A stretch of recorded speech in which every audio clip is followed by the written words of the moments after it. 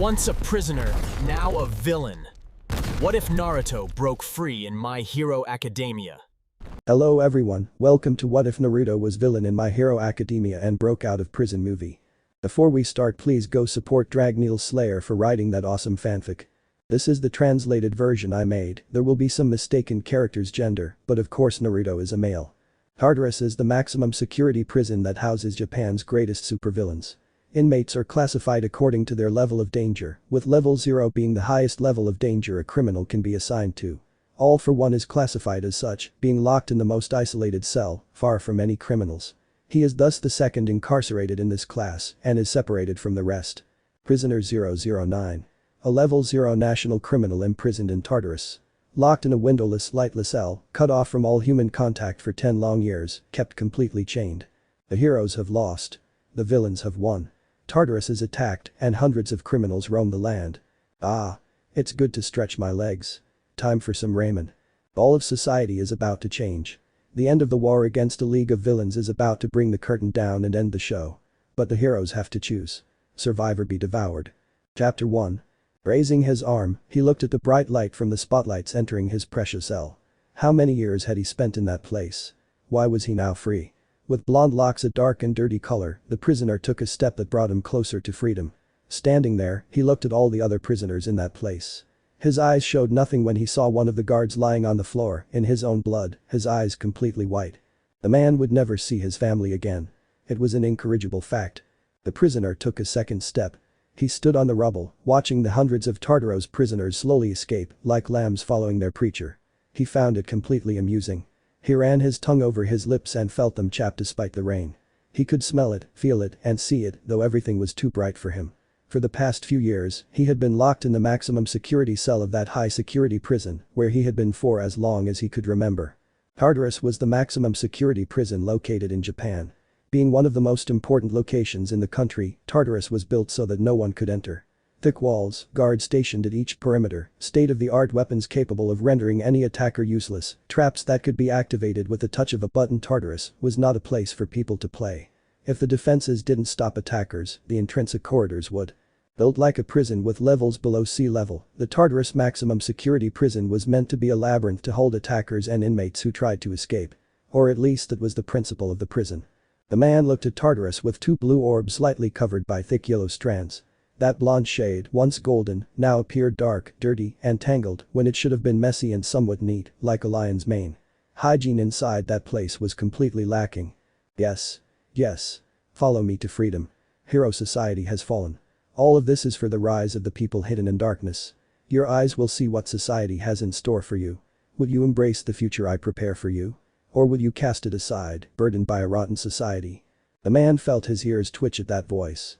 It sounded thick, tired, and old, with a faint, truly sinister dark note, as if it came from someone extremely evil. Though that was unlikely. How had Tártaro fallen to the villains? He turned his head over his shoulder. The prison towers were ablaze, plumes of smoke rising from them, merging into the dark, stormy sky that was unloading overhead. It had been a long time since he had smelled damp ground or felt the earth beneath his feet. It could only have been an internal attack. He knew the prison perfectly. He'd been there for the past 10 years, if his mind calculated correctly, and even though he was locked away deep within Tártaro, he almost seemed like a titan from Greek mythology. He'd been able to learn everything he could about it. He spent a lot of time analyzing Tártaro with each of his rare exits. It was practically impossible for someone to access it from the outside without a well-trained team, and even that would end in failure. For Tártaro to fall as it had, an attack from within the prison itself would have been necessary, and if possible, with the support of the prison staff. So that's how they've done it. The man looked at the rest of his fellow inmates. The distinctive orange jumpsuit had been their only clothing for years, and none of them seemed to care. They were too focused on the central figure of that little play. Potato Head. He narrowed his eyes at the clothed man, though there was nothing left of him. A few months ago, that villain had been placed in the second maximum security cell in Tártaro. He had occupied the first, after being defeated by All Might himself. Then, countless whispers and mysteries flooded the entire prison. The end of All Might had come. Thinking about it carefully, the man deduced that this guy was the complete opposite of All Might. If the hero was selfless, kind, and helpful, this man was selfish, interested in his own desires, and very unwilling to do anything unless he got something in return. He was the antithesis of the symbol of peace.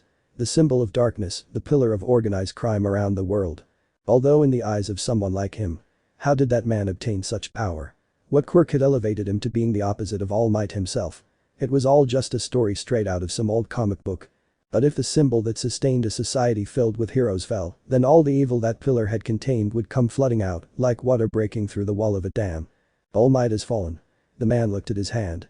A strange mark in the shape of a sunlit sun was glowing slightly, contrasting oddly with the prisoner's skin. And that guy seems to be the cause of all this chaos, I suppose. He looked at the protruding figure of the villain leader, the liberator of all those bad guys. Even the restrained titanic being had been freed. A twist of fate, huh? The hissing sound cut through the sound of the words spoken by the symbol of cruelty. The man with the number 009 on his prison uniform turned at the sound. Widening his eyes slightly, he saw a blade coming for him, intending to pierce him if possible. Seeing his enemy's movement, the prisoner let his legs flex slightly. As the sword was about to touch him, he leaped upward, evading the horizontal slash that met only air. Once in the sky, the man slashed his legs and fell forward, his knees completely stiff from tensing his muscles. The attacker didn't have time to fully evade the blow and was pushed backward when he tried, receiving a light blow that made him stumble. That would have worked for others, he said, standing up. My senses are completely heightened, boy. I'm not much younger than you, 009. Slim, with a flexible body and trained in martial arts, he appeared before the man identified as 009. With shoulder-length black hair, a long face and a cadaverous nose, the attacker vigorously resumed his assault on the prisoner. 009 lowered his body into a simple but firm stance. He extended his arms and looked toward the man who was coming for him. Water fell on his face. He felt the drops hitting his body and the wet hair touching his skin. He counted the seconds. 10. 09. 08. 07. 06. 05. 04. 03. 02. 01. When the count reached 0, 009 moved forward with a speed that surprised his attacker. He raised his right arm and completely blocked the swordsman's right arm, preventing him from fully swinging his katana and executing the move. The dark-haired man then attempted to grab a knife he stole from one of the guards and plunge it into the blonde man's jugular vein. 009 blocked the move with his hand, and before his opponent could make another move, he reared his head back and, in less than a second, slammed it into the swordsman's face. Oh. The growl escaped the swordsman's lips along with a little blood. He staggered several steps and covered his nose. The vicious movement had destroyed his airway. Choose your battles, 009 took the katana in his right hand. Like an expert, he stared at the blade for several seconds before throwing the weapon toward its owner. You could end up dead. Dying now is not my objective, the man took the weapon and sheathed the katana with a slight movement. With dark eyes, he examined prisoner 009. I can only die by the hand of a man in this world. And certainly not by the hand of someone like you. Like me? There's no one like me. 009 closed his right hand and turned up the corner of his lips, giving his attacker a cheeky smile. But I don't intend to kill you. The weather is very nice today, and I'm going to take advantage of it to visit Tokyo for a bit. The dark-haired man tensed. He closed his fingers around the handle of his sword. There were hundreds, thousands of villains currently on the loose in Japan. Why was this guy making him so wary? If you're going to attack, 009 stepped past the man, do it now, hero killer Stain. Stain opened his eyes slightly. Standing there, he turned around to look at the back of the blonde-haired man with the number 009 printed on his back in pitch black ink, which he caught a glimpse of thanks to a crash of thunder that roared through the sky like a ferocious dragon. 009, the whisper escaped the anti-hero's mouth, completely lost in the noise caused by the commotion of the escape. That number can only belong to one man, just one. But how? You died in that place. I didn't do it. I went underground like everything else, 009 replied, waving his hand. I was locked away in this place after that event and never saw the light of day again. 009 halted his steps. Now I'm going to get some fresh air, Stain. I hope you have a good day. He raised his hand with a light wave. The hero killer saw that prisoner escape from Tartarus like thousands of other prisoners. But he did nothing. He couldn't have. He admired All Might for his selfless work, but he also admired the man for doing what needed to be done under certain circumstances. He thought he died and was alive the whole time. Let's meet again, Shinobi. Chapter 2. Tokyo was always a city full of life, with people strolling down the streets enjoying their families. It was a city of brightly lit streets and beautiful tall buildings that knew how to coexist with the structures that tourists loved so much when they came to visit. Driven by the manga and anime trend, plus the fact that Tokyo almost always appeared in these stories, the push for people to visit was even greater. Foreign visitors only increased, with people wanting to learn more about Japanese culture.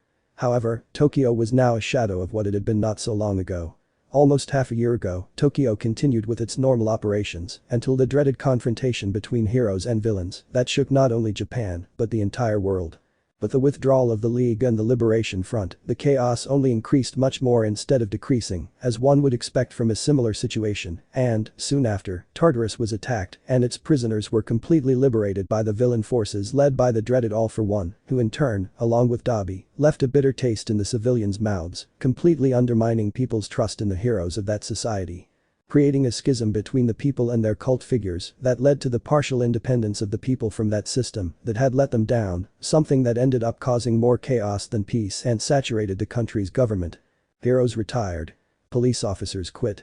The military was in collapse, and without a competent team of heroes as backup, keeping villains and front members from fighting civilians was becoming too complicated for the authorities, who watched helplessly as the problem only grew bigger. Not even Homeland Security had a backup plan for something like this. They always trusted that All Might would be there, standing tall, protecting them all as he had all his life. But now All Might was in partial retirement, powerless, and the heroes were outmatched. With a loud bang, the door to the rooftop finally opened. A young woman ran through it, grabbing the hand of a little girl with purple hair. Shit. Both the teenager and the girl reached the edge of the building. They had both taken that shortcut in an attempt to escape the villain chasing them, but the girl hadn't considered the difficulty of jumping from one building to the other. What had happened to the one in the middle, anyway? I want my mommy. The girl burst into tears for the second or third time.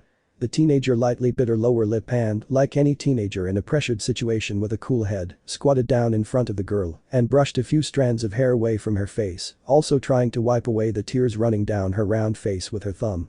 "You'll be back with mom soon, okay?" he said, giving the girl a shaky smile. It was the hero's job to lie to calm the situation and keep people's spirits high, right? That's what he'd been taught. "I'll take care of it. I'll." Crunch. A crunching sound made the teenager stop in her tracks. Soon, the ground was shattered, and from the cloud of dust and debris, an immense figure rose above them, casting a shadow that hid any trace of sunlight. "I will kill you." The girl could do nothing. As a hero intern, acting against what they called a high-end Nomu was completely out of her league. She still tried to protect the girl, pushing her away with a fierce movement and receiving the shove from the formerly human monster. Shit. She felt the air hit her neck. She saw the monstrous humanoid figure now walking toward the little girl, and she just fell into the emptiness of the street. She closed her eyes. She tried to calm her mind and activate her quirk. Even if it was useless in that situation, it would keep the Nomu occupied and get the girl away from that dead end. As a hero, that was her duty. Her life was beneath those of all those she was meant to protect. "I'm going to." Out of the corner of her eye, she saw something. A golden light, a shape flying directly toward them, and she could even see it falling to the ground as it reached out to attack the Nomu. When she blinked, she was back on the rooftop, feeling a warmth surrounding her. He blinked a second time. He looked up and saw a tall man, nearly 6 feet tall, dressed in the Tartarus prison uniform many villains wore. However, the blond man's blue eyes didn't display the coldness or cruelty the villains had in their gaze. They were warmer. "Are you okay?" She stammered. Realizing he was asking her as she stared at the beast, she cleared her throat. "Why yeah. Good." The man took a step away from the student. He cracked his neck with a nod, revealing the number 009 on his back. "I'll take the girl. Then I'll fight that thing, whatever it is," he informed her. He cracked his knuckles and surrounded his right arm with a strange golden flame. "Please stand to the side." Well. In a golden flash, the man appeared above the Nomu. She saw the man draw his arm back further, and as he swung it to strike the enemy, he smashed part of the roof they were fighting on with it, clearly sending the Nomu crashing into the street. "Wait." She yelled. "You said you'd take the girl and..." "That's what I did." Showing his right arm, he let the student-turned-hero see the little girl hanging from his arm, crying slightly. "I grabbed her and punched the guy. I highly doubt he stayed down there." He pointed with his thumb over his shoulder. "Did he have regeneration or something?" "Nomu tend to regenerate. They're powerful and will fight like beasts against their target." The teenager shuddered as she recalled the fight between heroes and villains. The rabid heroine Mirko had lost one of her arms when she faced one of those high-end Nomu.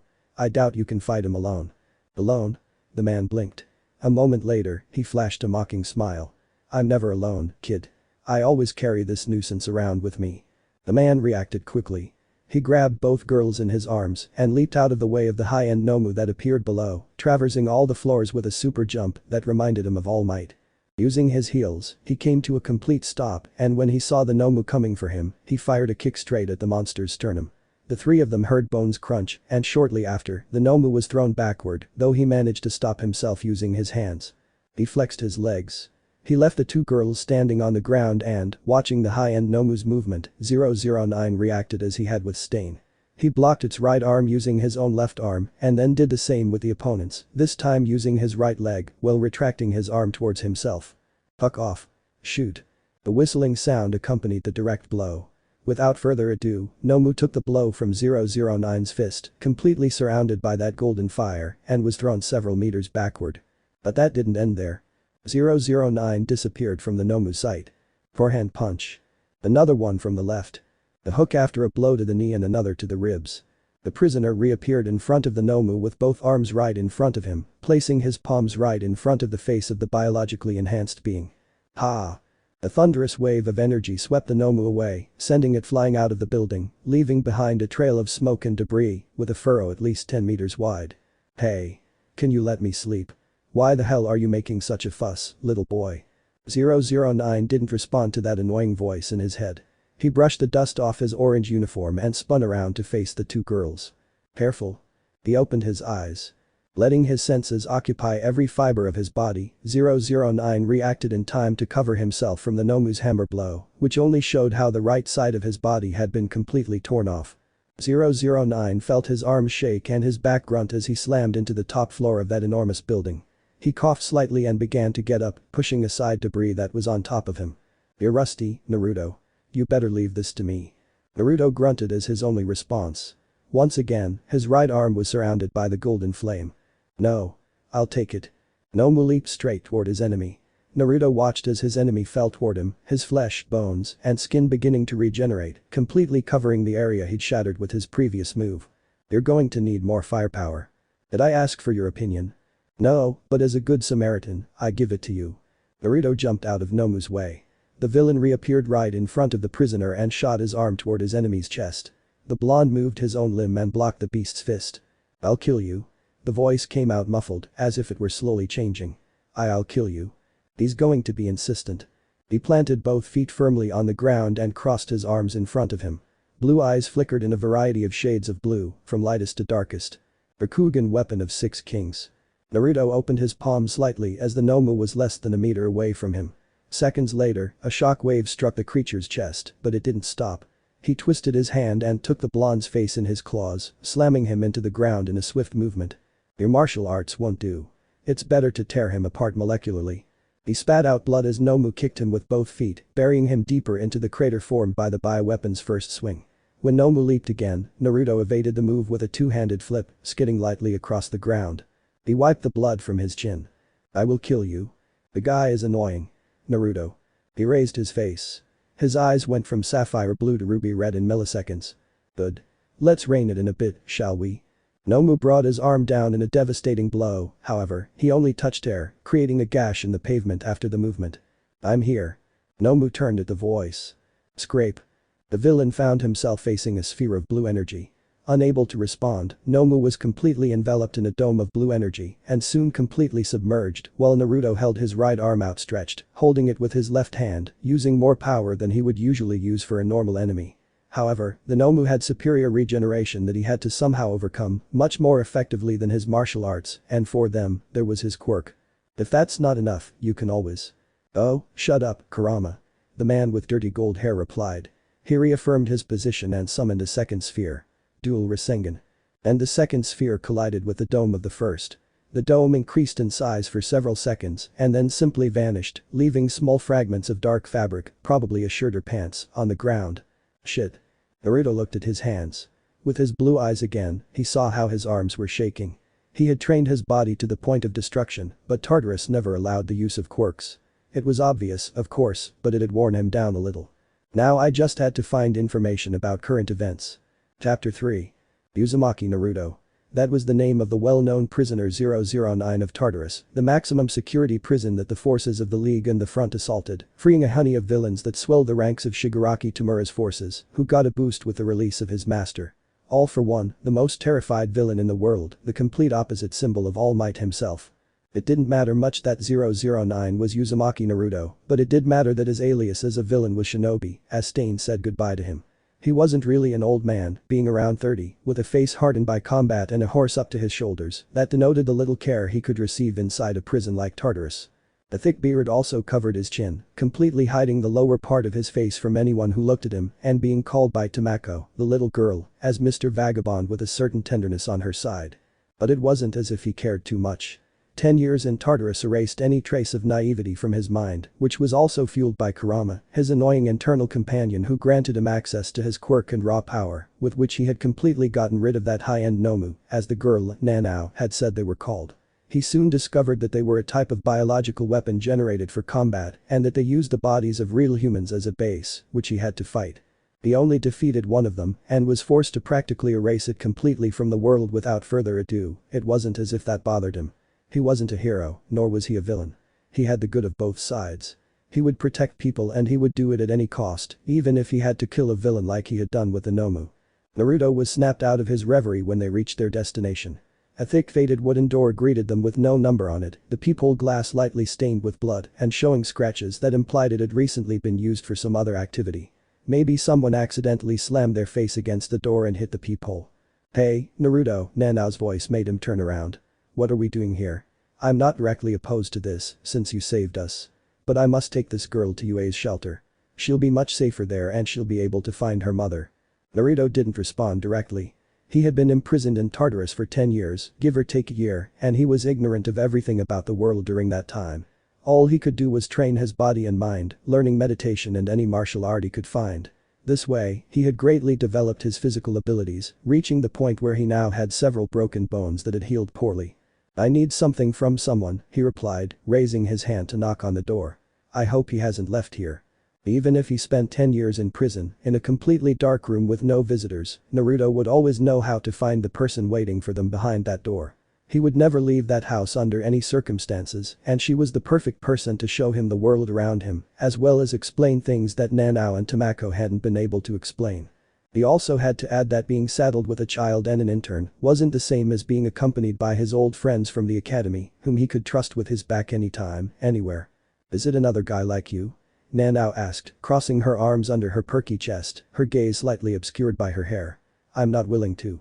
"Look," Naruto turned his head and pointed at her. "She's not like me, okay? I'm unique, baby. No one can match me even if they want to." The anti-hero's lips twisted into a mocking smile just as the apartment door opened. A young woman with messy hair, the right side shaved, greeted her visitors, clad only in panties and a tank top that looked like it was made for Tamako. "Who what the fuck? Uzumaki?" The woman's voice came out hoarse, hesitant, and cheerful at the same time. "Holy shit. You're still alive. I knew you'd escape Tartarus with that general escape. You wouldn't be someone who'd just sit back and watch all this shit." "Calm down." Naruto placed a hand over the woman's lips and pushed her inside, followed by both girls. "I have a child with me." He pointed at Tamako. "What? Father so young, Uzumaki?" The woman hit the blonde side with a suggestive face. "You're fast." "I've been locked up for 10 years, Cyborg," he replied, pushing the woman away from him. "I couldn't have children locked up." "Right. I forgot that part." Cyborg shrugged dismissively and turned, walking back into his makeshift home. "Close the door." Naruto snorted. He waved his arm and stopped the two girls from advancing. "Don't take everything I say seriously," he said, looking directly at both girls. "I said I'd take you to UA, and I plan to do just that. However, I need some equipment and more information. This suit doesn't offer much protection in a confrontation. And I highly doubt the giant potato followers won't attack us." "The potato? Did you just call all for one, potato?" Nanao stared in horror at her savior's impassive face. As if in response, Naruto took Tamako's hand and pulled her along. "Wait. Close the door, Nanao." Once the four were gathered, Naruto, Nanao, and little Tamako were able to observe the 10 enormous screens that occupied one of the walls of Cyborg's house.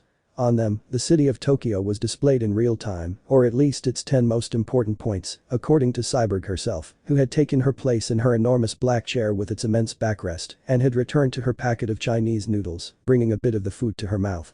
"What? You caught me eating," she excused herself when she received a cryptic look from the hero student. "I can't deal with all this on an empty stomach." Cyborg took a bowl of fried shrimp and held it out to little Tamako, sensing that the girl was hungry. "If you came here it's because you need that, right?" "Partly," he nodded. Naruto moved Tamako to the couch across the room. I need information. All you can gather.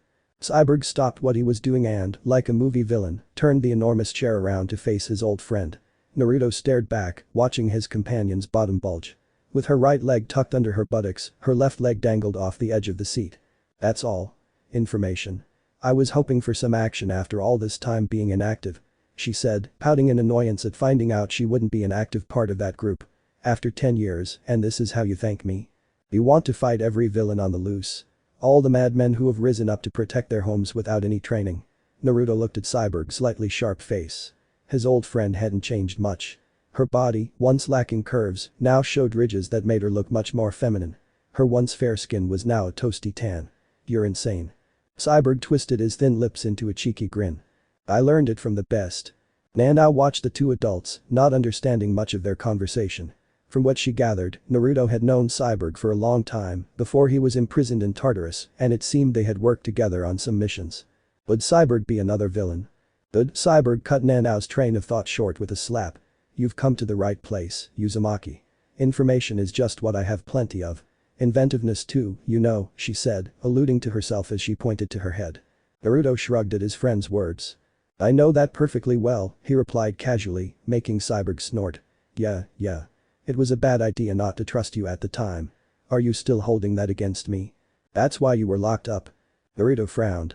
Yes, it was his own pride, his outbursts against his other teammate that had gotten him caught. It was all his fault, leading to him getting caught in a ruckus, leading to the point where he could do nothing but swallow it all. But it was always better for him to end up in Tartarus than for Cyborg to, and at the end of the day, he did the right thing. I'm sorry. Oh? I'm sorry. The anti-hero shouted a little louder, letting out a sigh afterward. He massaged the bridge of his nose. I'm sorry, Cyborg. Because of my arrogance and poor judgment, I almost got you both killed, and I ended up in Tartarus when I should have gotten out of there. For several seconds there was no response. The woman was compiling each of the sentences spoken, committing them to memory and storing them for later. After several seconds that seemed like hours, Cyborg's lips twisted into a cheeky smile. That's how I like to see you, repentant and a good little dog as you are. Go away. There are children. Cyborg and Naruto had known each other for years, specifically since their first year at the UA Hero School, which they shared with another of their friends.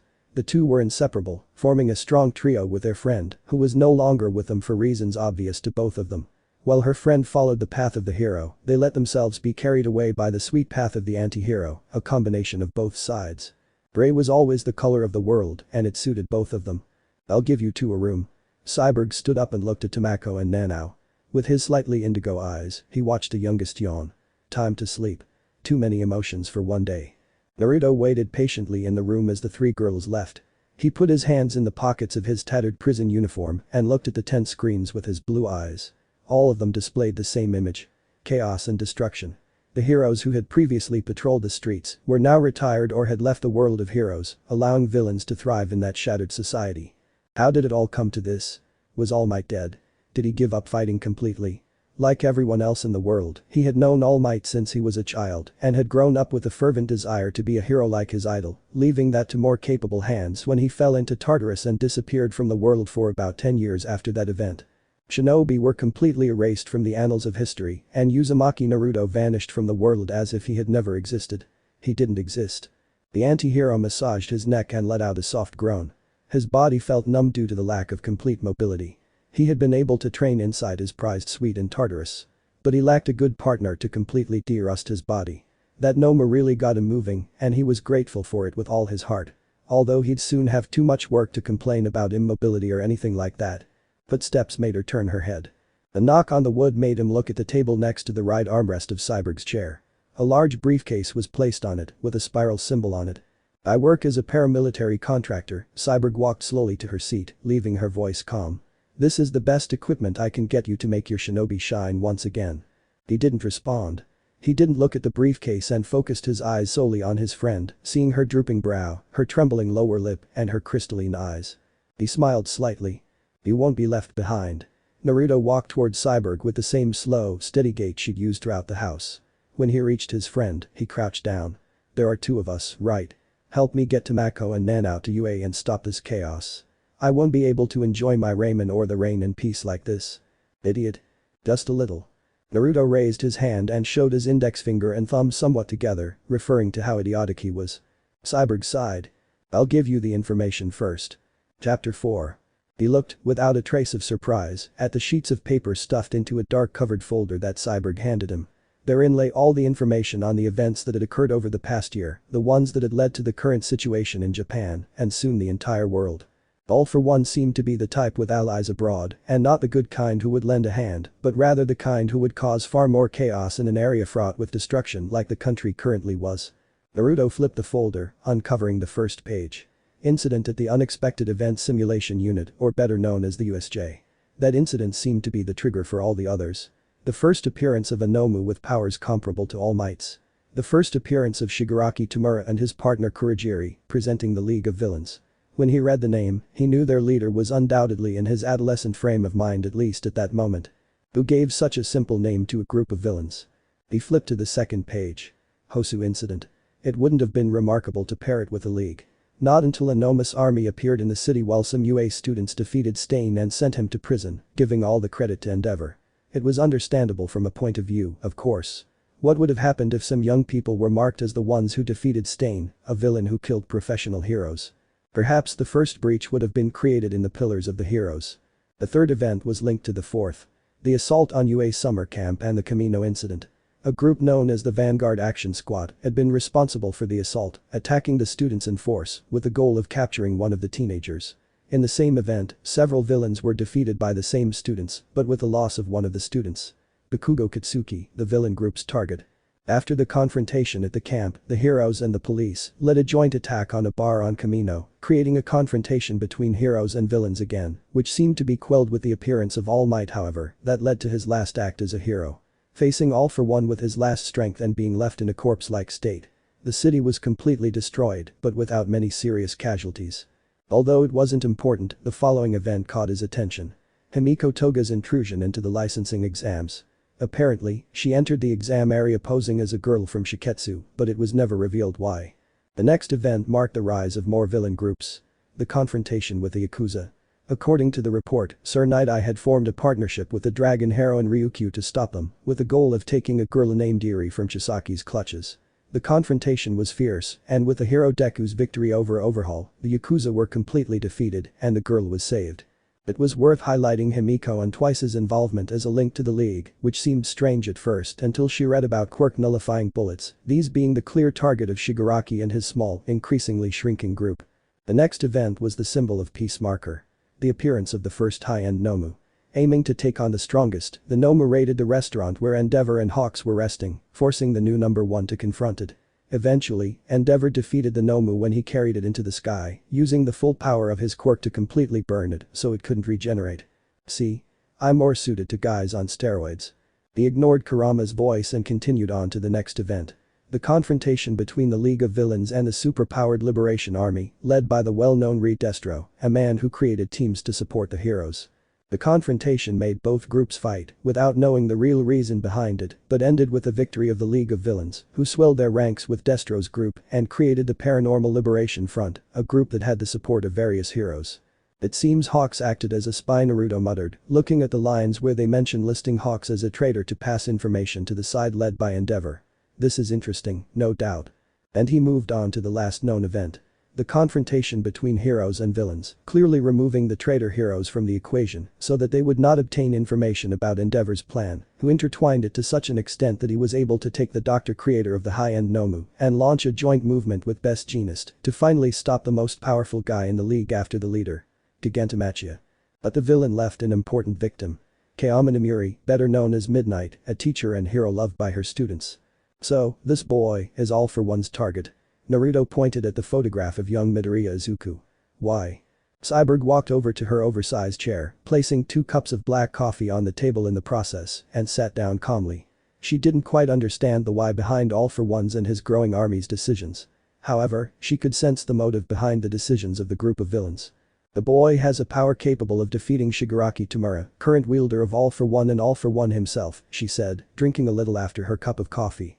Naruto didn't respond or show any sign of having heard her, though he had, and she knew it. She turned her attention to the rest of the papers and found the movements the heroes had made. Desertions, withdrawals, retreats. The heroes were slowly falling, leaving society without any completely viable protection. And they had shown the people the true face of the heroes. "This is serious," he said, finally closing the folder and letting out a sigh. The headache had only gotten a little worse. "I didn't expect it to be this bad." "It's chaos," Uzumaki, Cyborg spoke in a calm, slow tone, the kind someone would use to make a point. "Civilians are fighting the war the heroes should be fighting. There are no heroes trained to face them." "And those civilians who don't want to fight, where do they go?" Naruto asked, very interested in that point. It was clear to him that the civilians, no matter how much support equipment they used, would never be able to defeat the villains who came out of Tartarus or the members of the League of Villains and the Front. But knowing where most of them would be, he could keep his thoughts calm and act much better by not seeing civilians involved. They were sent to Shiketsu, UA, and other schools with a completely viable evacuation plan. From what Nezu told me, they have completely insurmountable defenses, and if they're breached, they have a backup plan. Cyborg looked into his old friend's eyes. He saw both doubt and interest in them when he mentioned Nezu. "Nezu?" Naruto scratched his cheek. "The clever mouse, dog, bear. How is he? I think I'll pay him a visit sooner rather than later, if I'm honest." "The girls? I can't take Nan out to her school. The closest one is UA," Naruto sighed. Inexperienced teenagers were running through the streets in an attempt to save people. Were the adult heroes stupid enough to give up? "Don't think Rumi has given up," Naruto raised his head upon hearing that name. Cyborg typed a button on his immense holographic keyboard and the image of a group of people appeared. They were all in a warehouse or something similar. Kamui, Eraserhead, Mount Lady and a small group of 9 heroes in total are hiding, waiting to recover. Rumi was her left arm was erased. Silence fell in the room. Cyborg looked at his old friend. He kept his head bowed, his hands clasped together. He could see the veins beneath his lightly tanned skin, like small green tubes that lubricated his body. "Naruto." The man raised his hand. He wanted silence. Rumi without a hug. He clenched his jaw. Cyborg had probably heard the bones in his hand crunching. He'd shattered them by mercilessly crushing his hands. It's not like they're going to stay that way. They studied together. He and Rumi were inseparable in Cyborg's company. And it all ended when their paths crossed, resulting in a completely different outcome for each of them. He went to Tartarus, erased from the world. Cyborg worked in the shadows, under the government-created theater. And Rumi was the heroine of them all. Their ending wasn't good. Not for him, at least. Breakups were never good for anyone, especially teenagers ill-prepared for similar situations, and even less so for a situation that was taken to the extreme. He remembered the insults, the blows, and the tears that ensued, as well as the last kiss they had just before the end. Who was it? His voice sounded raspy and deep. It was because of a move by one of Garakai Kyuta's high-end nomes, the scientist who created them. Cyborg felt the bloodlust emanating from his old companion. He knew firsthand the relationship he had with Rumi and how close they had been during the hero training, at least the first 2 years. The heroes captured him along with Gigantomachia, the most powerful villain after All for One. The giant guy.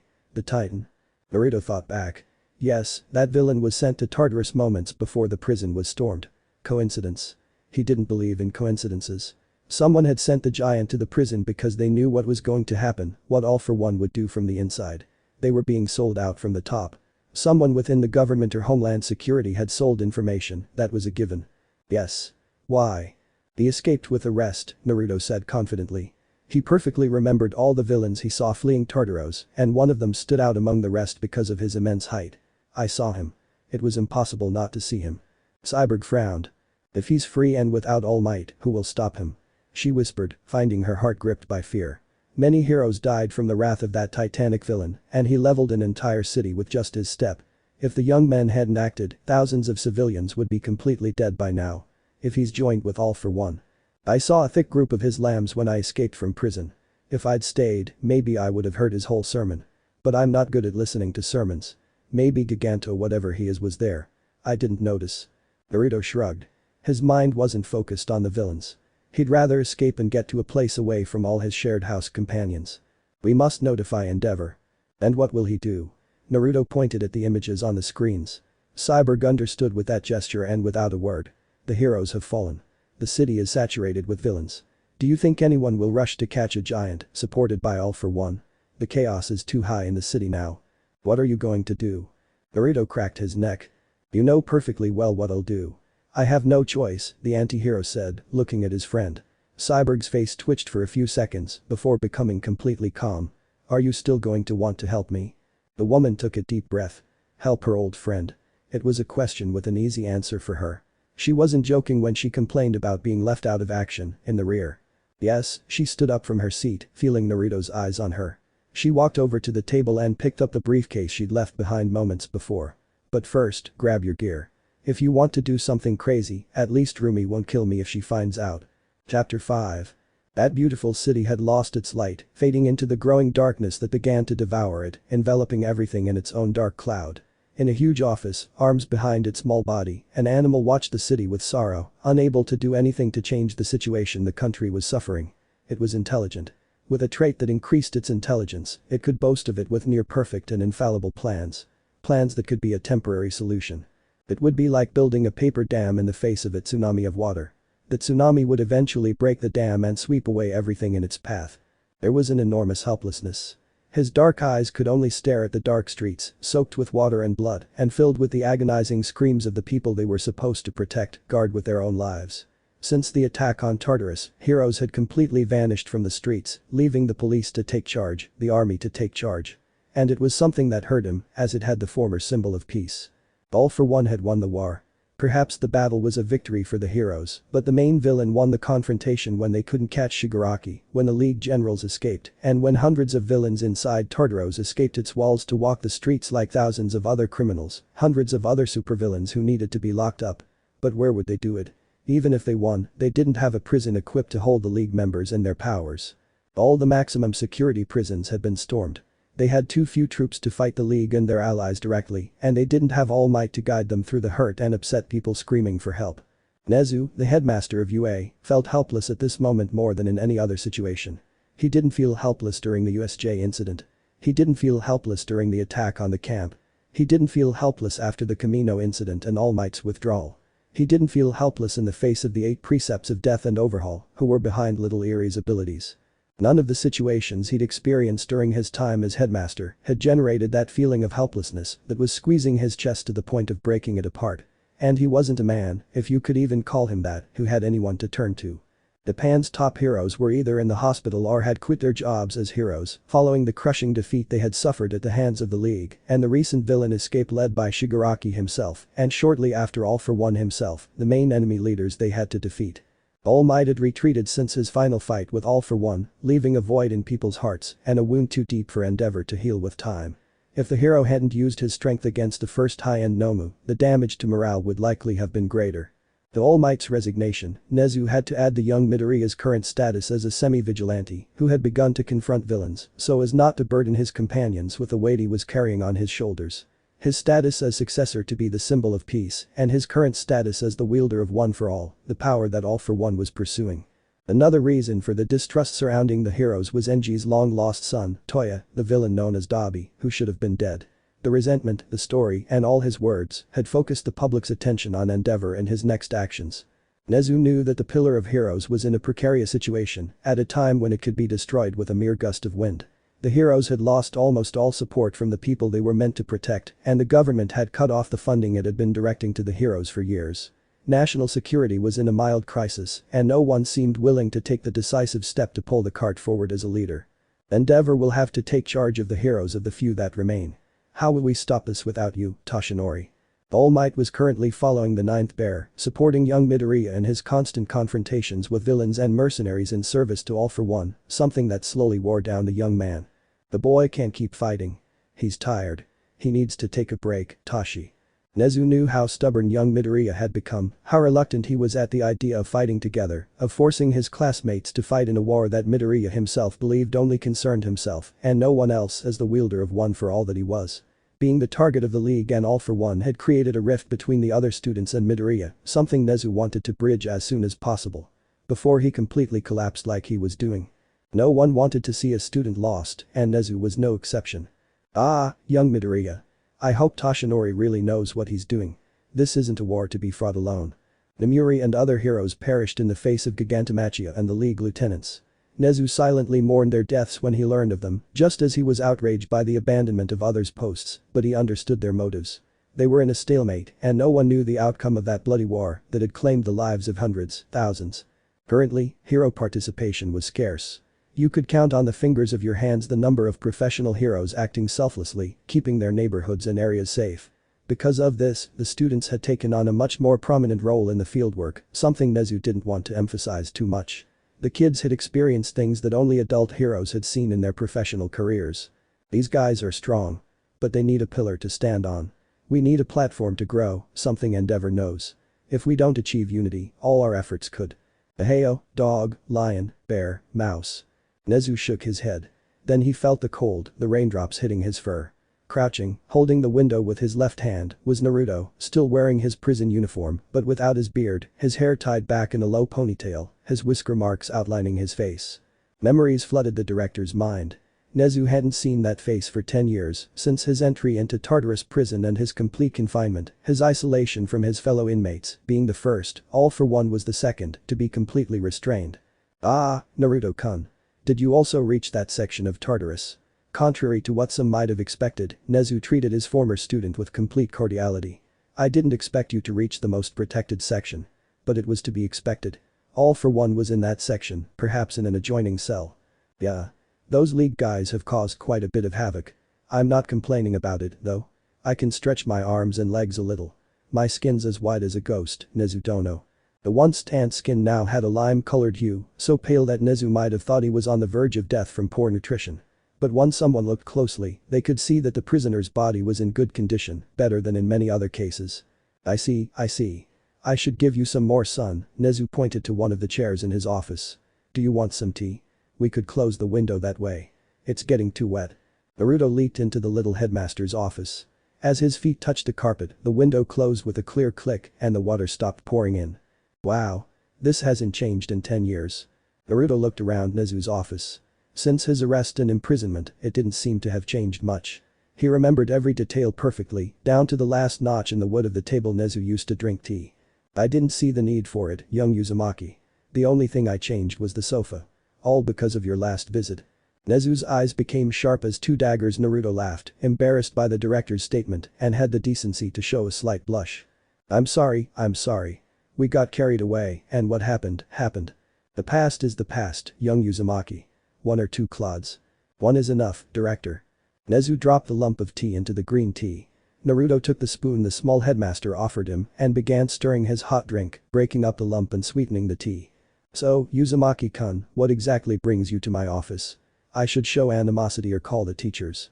But I don't think you're here to attack my institution, and I highly doubt you're on All for One side. No, I would never ally myself with a potato head, Principal Nezu. Naruto was honest with his words. He had ended up in Tartarus because of a bad decision, a bad choice, and a completely wrong path. I'm not even interested in Eri, the girl under Aizawa-sen's care. I've come here for a matter that might interest you. Is it me, Uzumaki-kun? An alliance between the few heroes with my former community, Mr. Director. Nezu stopped the teacup just as it was about to touch his small lips. After a few seconds, Nezu raised his face without drinking his precious tea and fixed his dark, small eyes on his former student and fugitive from Tartarus. Do you know what you asked me, Uzumaki-kun? Save Japan from its own self-destruction. The cup was placed on the table with great care. Naruto looked directly at the UA director without flinching. I wouldn't give you the offer unless it was strictly necessary, Director. I'm currently working on setting this up in a completely legal manner. I've requested a meeting with the Hero Public Safety Commission. The Hero Public Safety Commission, or Hero Public Safety Commission, was the government body charged with regulating the activities of heroes and cracking down on those who didn't follow the rules, whether heroes or villains, completely in the public eye. This government instrument formed Japan's national security agency, responsible for security within the country. I'm interested in the reason for your meeting, Uzumaki-kun. But you should be careful with the commission. Nezu finally tasted the tea. The sweet and bitter flavor flooded his taste buds. But you shouldn't trust them. They can stab you in the back. It's already happened. The commission had been tasked with using Naruto on a mission that didn't go well, forcing the then teenager to shoulder all the blame, being sentenced to a full stay in Tartarus until his death. Well, I'll be prepared for the meeting, Nezu-san. The anti-hero's eyes glittered slightly. I've got everything ready to pull off this union, Headmaster. You just need to give it some thought. The heroes are in a bad position and don't have all the support they'd expect right now. They're on the ropes, just like I was 10 years ago. Nezu smiled. You mean you're on top now? That's very bold, young Uzumaki-kun. Who knows? Naruto finally placed the empty cup on the table and proceeded to stand up from the chair. You'll receive the offer again, Director. Please communicate it to the current #1 hero. Endeavor-san. I let him know. But if this is just a game, Uzumaki-kun, Endeavor will capture you. I'm counting on it. But, director, you'll soon see that I'm really legit now. You can count on my support. Chapter 6. The Hero Public Safety Commission was in charge of interactions between heroes and society at large, as well as investigating the most dangerous cases of criminality. Because of this, the HPSC was currently in charge of overseeing operations against All for One and Shigaraki Tamura, the two main villains in command of the League of Villains, and the newly named Paranormal Liberation Front, the massive group of villains under Shigaraki's direct control, following the League's victory over the super-powered Liberation Army led by Destro, intent on wiping out the League and quirk regulations. The workload was currently overwhelming the Commission, as well as the police and military departments. The heroes had stopped patrolling the streets regularly, and many of the top 10 had disappeared, leaving the problem to their more rookie colleagues, those willing to give their lives for the country. The Commission president had done her best to minimize the damage caused by the heroes' retreat and the defeat by Shigaraki and his followers. But the damage had been done, and the rift was too vast for her and the Commission to heal. People didn't trust the heroes. Their trust had been eroded by the absence of all might and true heroes to stand up for them. The heroes weren't the only ones who lost something during the war. The people, the civilians, were the most harmed by the actions of both heroes and villains. As in every war, they were the ones who found themselves in need of the protection they were being denied. But the president had to thank the schools for their contingency and protection plan. Nezu had been extremely clever in creating a school and a plan, with the possibility of mobilizing civilians in the event of a direct attack against UA, and this plan was copied by other schools, creating a network of tunnels that would serve as an immediate evacuation of civilians from their schools in the event of an attack. Thinking about it calmed the woman. Where is? The commission president looked at her secretary. The man shook his head and her immediate superior sighed. They were both in a meeting room waiting for a man with a plan against the war, against the League. Uzumaki, the woman growled, gritting her teeth. Shinobi was a sensitive subject for the commission and the heroes. He was the perfect anti-hero for 2 years, working directly for the highest bidder in many cases. He did what the heroes couldn't and carried out perfect eliminations so that the person disappeared, making them think they had simply gone on a trip abroad or gone to live abroad. But that perfection was something the commission and the president couldn't control.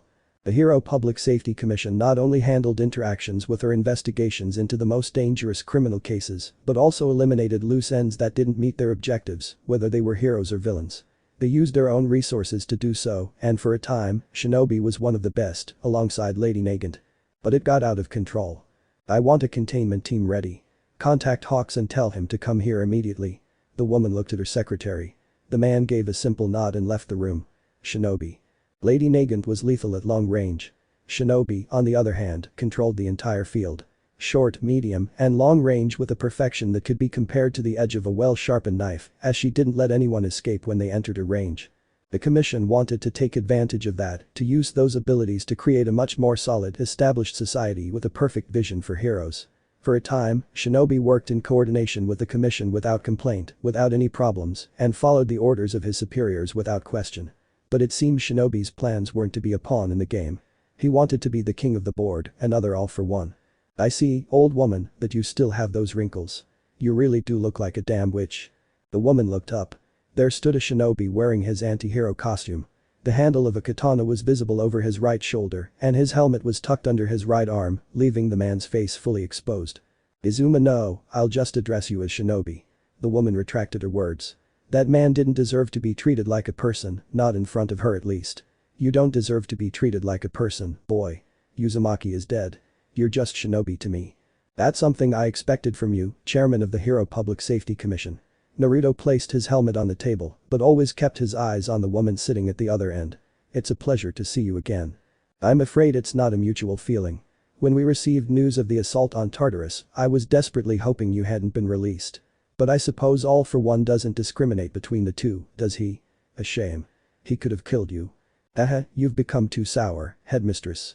Naruto sat down and crossed his feet, placing them on the table. And I came with a contingency plan to liberate Japan. Your poison hurts me, it burns and hurts me. Don't be impertinent, boy. You're not someone who's coming to gift us an escape route. Do you have the resources to stop All for One? Do you have the resources to rebuild a maximum security prison? Shigaraki, his commanders, and All for One himself can't be held in a normal prison. Don't make me laugh. Tartarus and other maximum security prisons had been raided by the League and its associates, freeing more than 1,000 dangerous prisoners from their cages.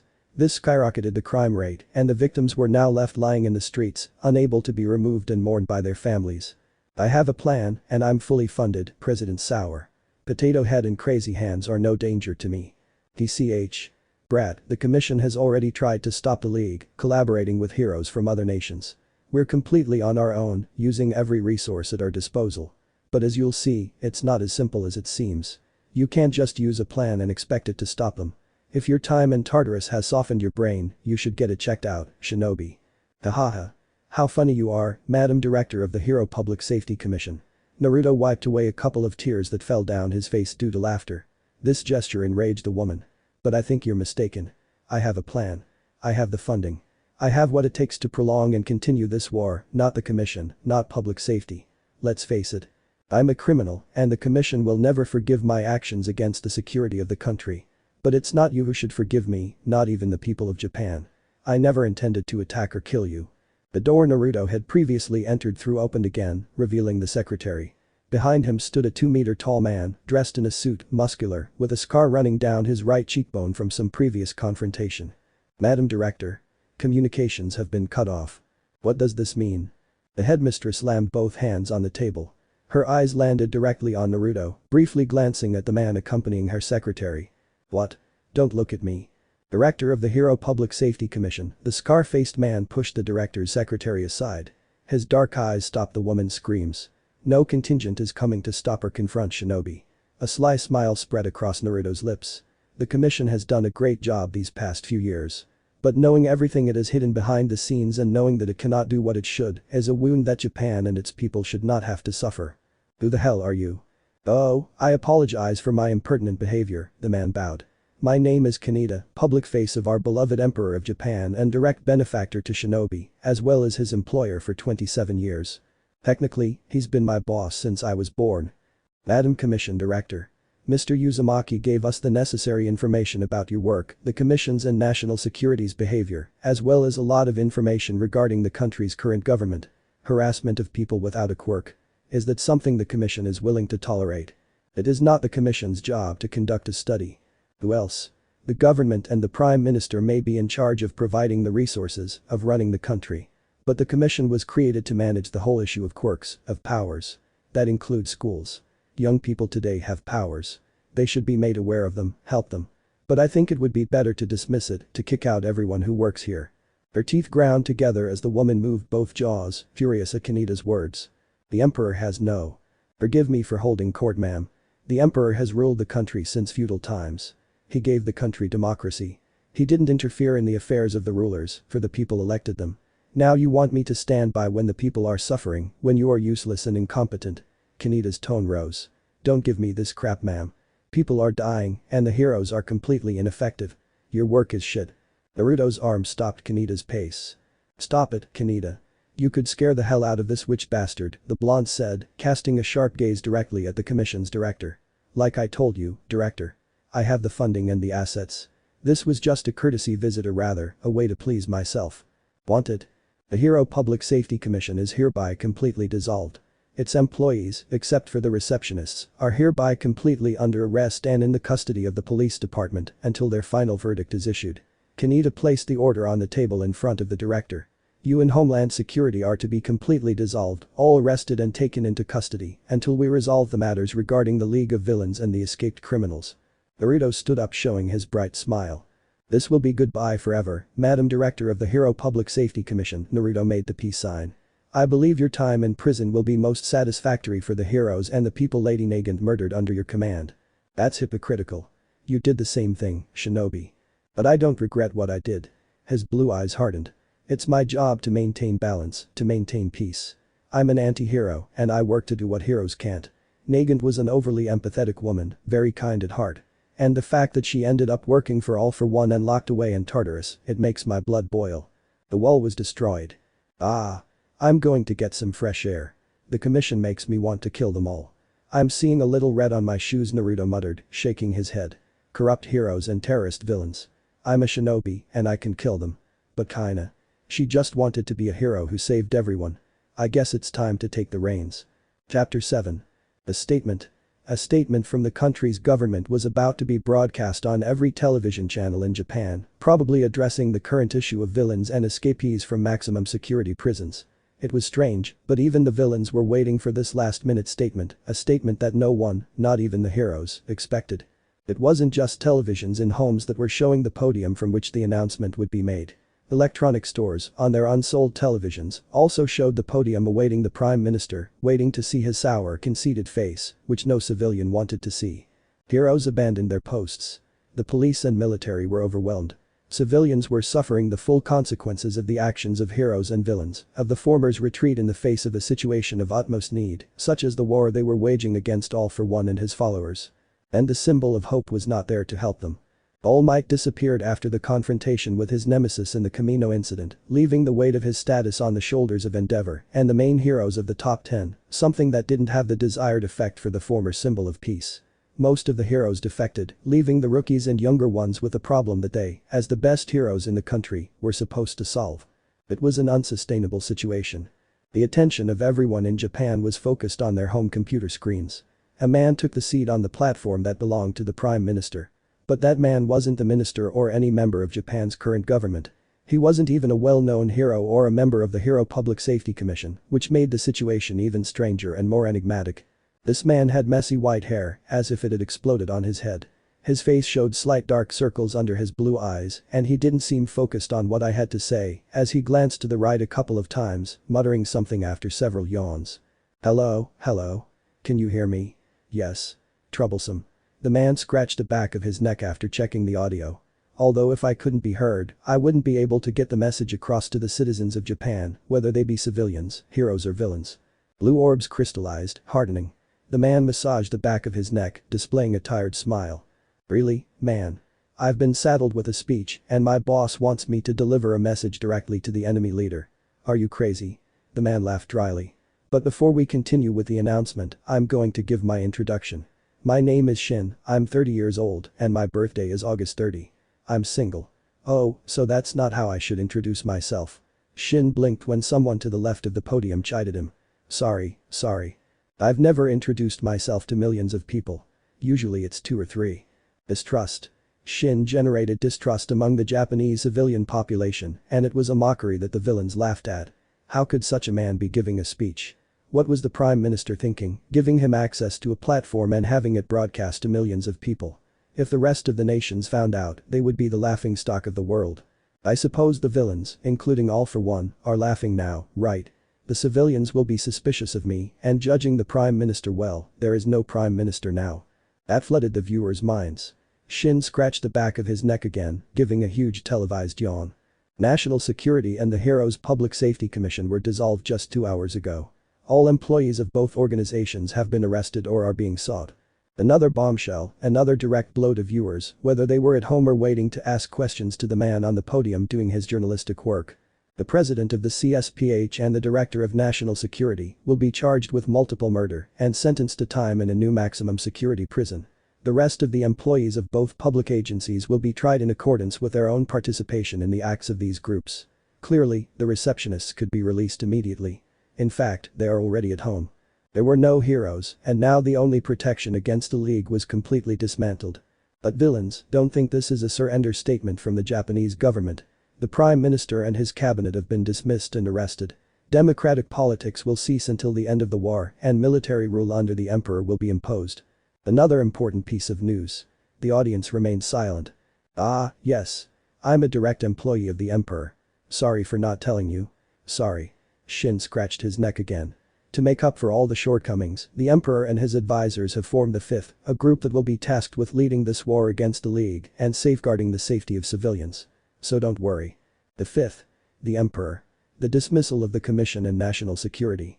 Shin was implacable in his words, a tired look on his face as he looked at the cameras filming him. Meanwhile, the viewers didn't know exactly how to take that statement, how to deal with the information that this strange man had given them. They no longer had the Prime Minister and his cabinet to carry out a plan against the villains. They didn't have the commission or national security to protect them. They didn't even have most of the heroes, who had vanished, abandoning their posts. The Fifth will be the governing body between the heroes still working and the group serving the Fifth.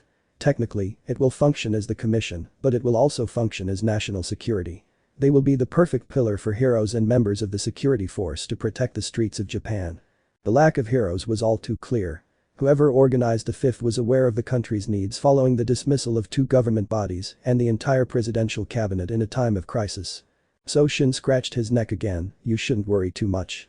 The fifth is currently working to eradicate the villains. It might take us a month, maybe 2. But that's because we haven't started with the union with the necessary heroes. We have a lot of work and little time because the people need us. For the first time during the announcement, Shin showed a sharp look. All for one. I know you're watching us. And that is why I will inform you of what my partner, my boss, told me. The fingers of both the man's hands gripped the lectern. How did you manage to have a head that was perfectly a potato? He asks. End of announcement. For a time, nothing happened. Then, cries to heaven could be heard across the country, filled with incomprehension, confusion, and fear. Could they have hope when their symbol was gone, when the heroes had already failed?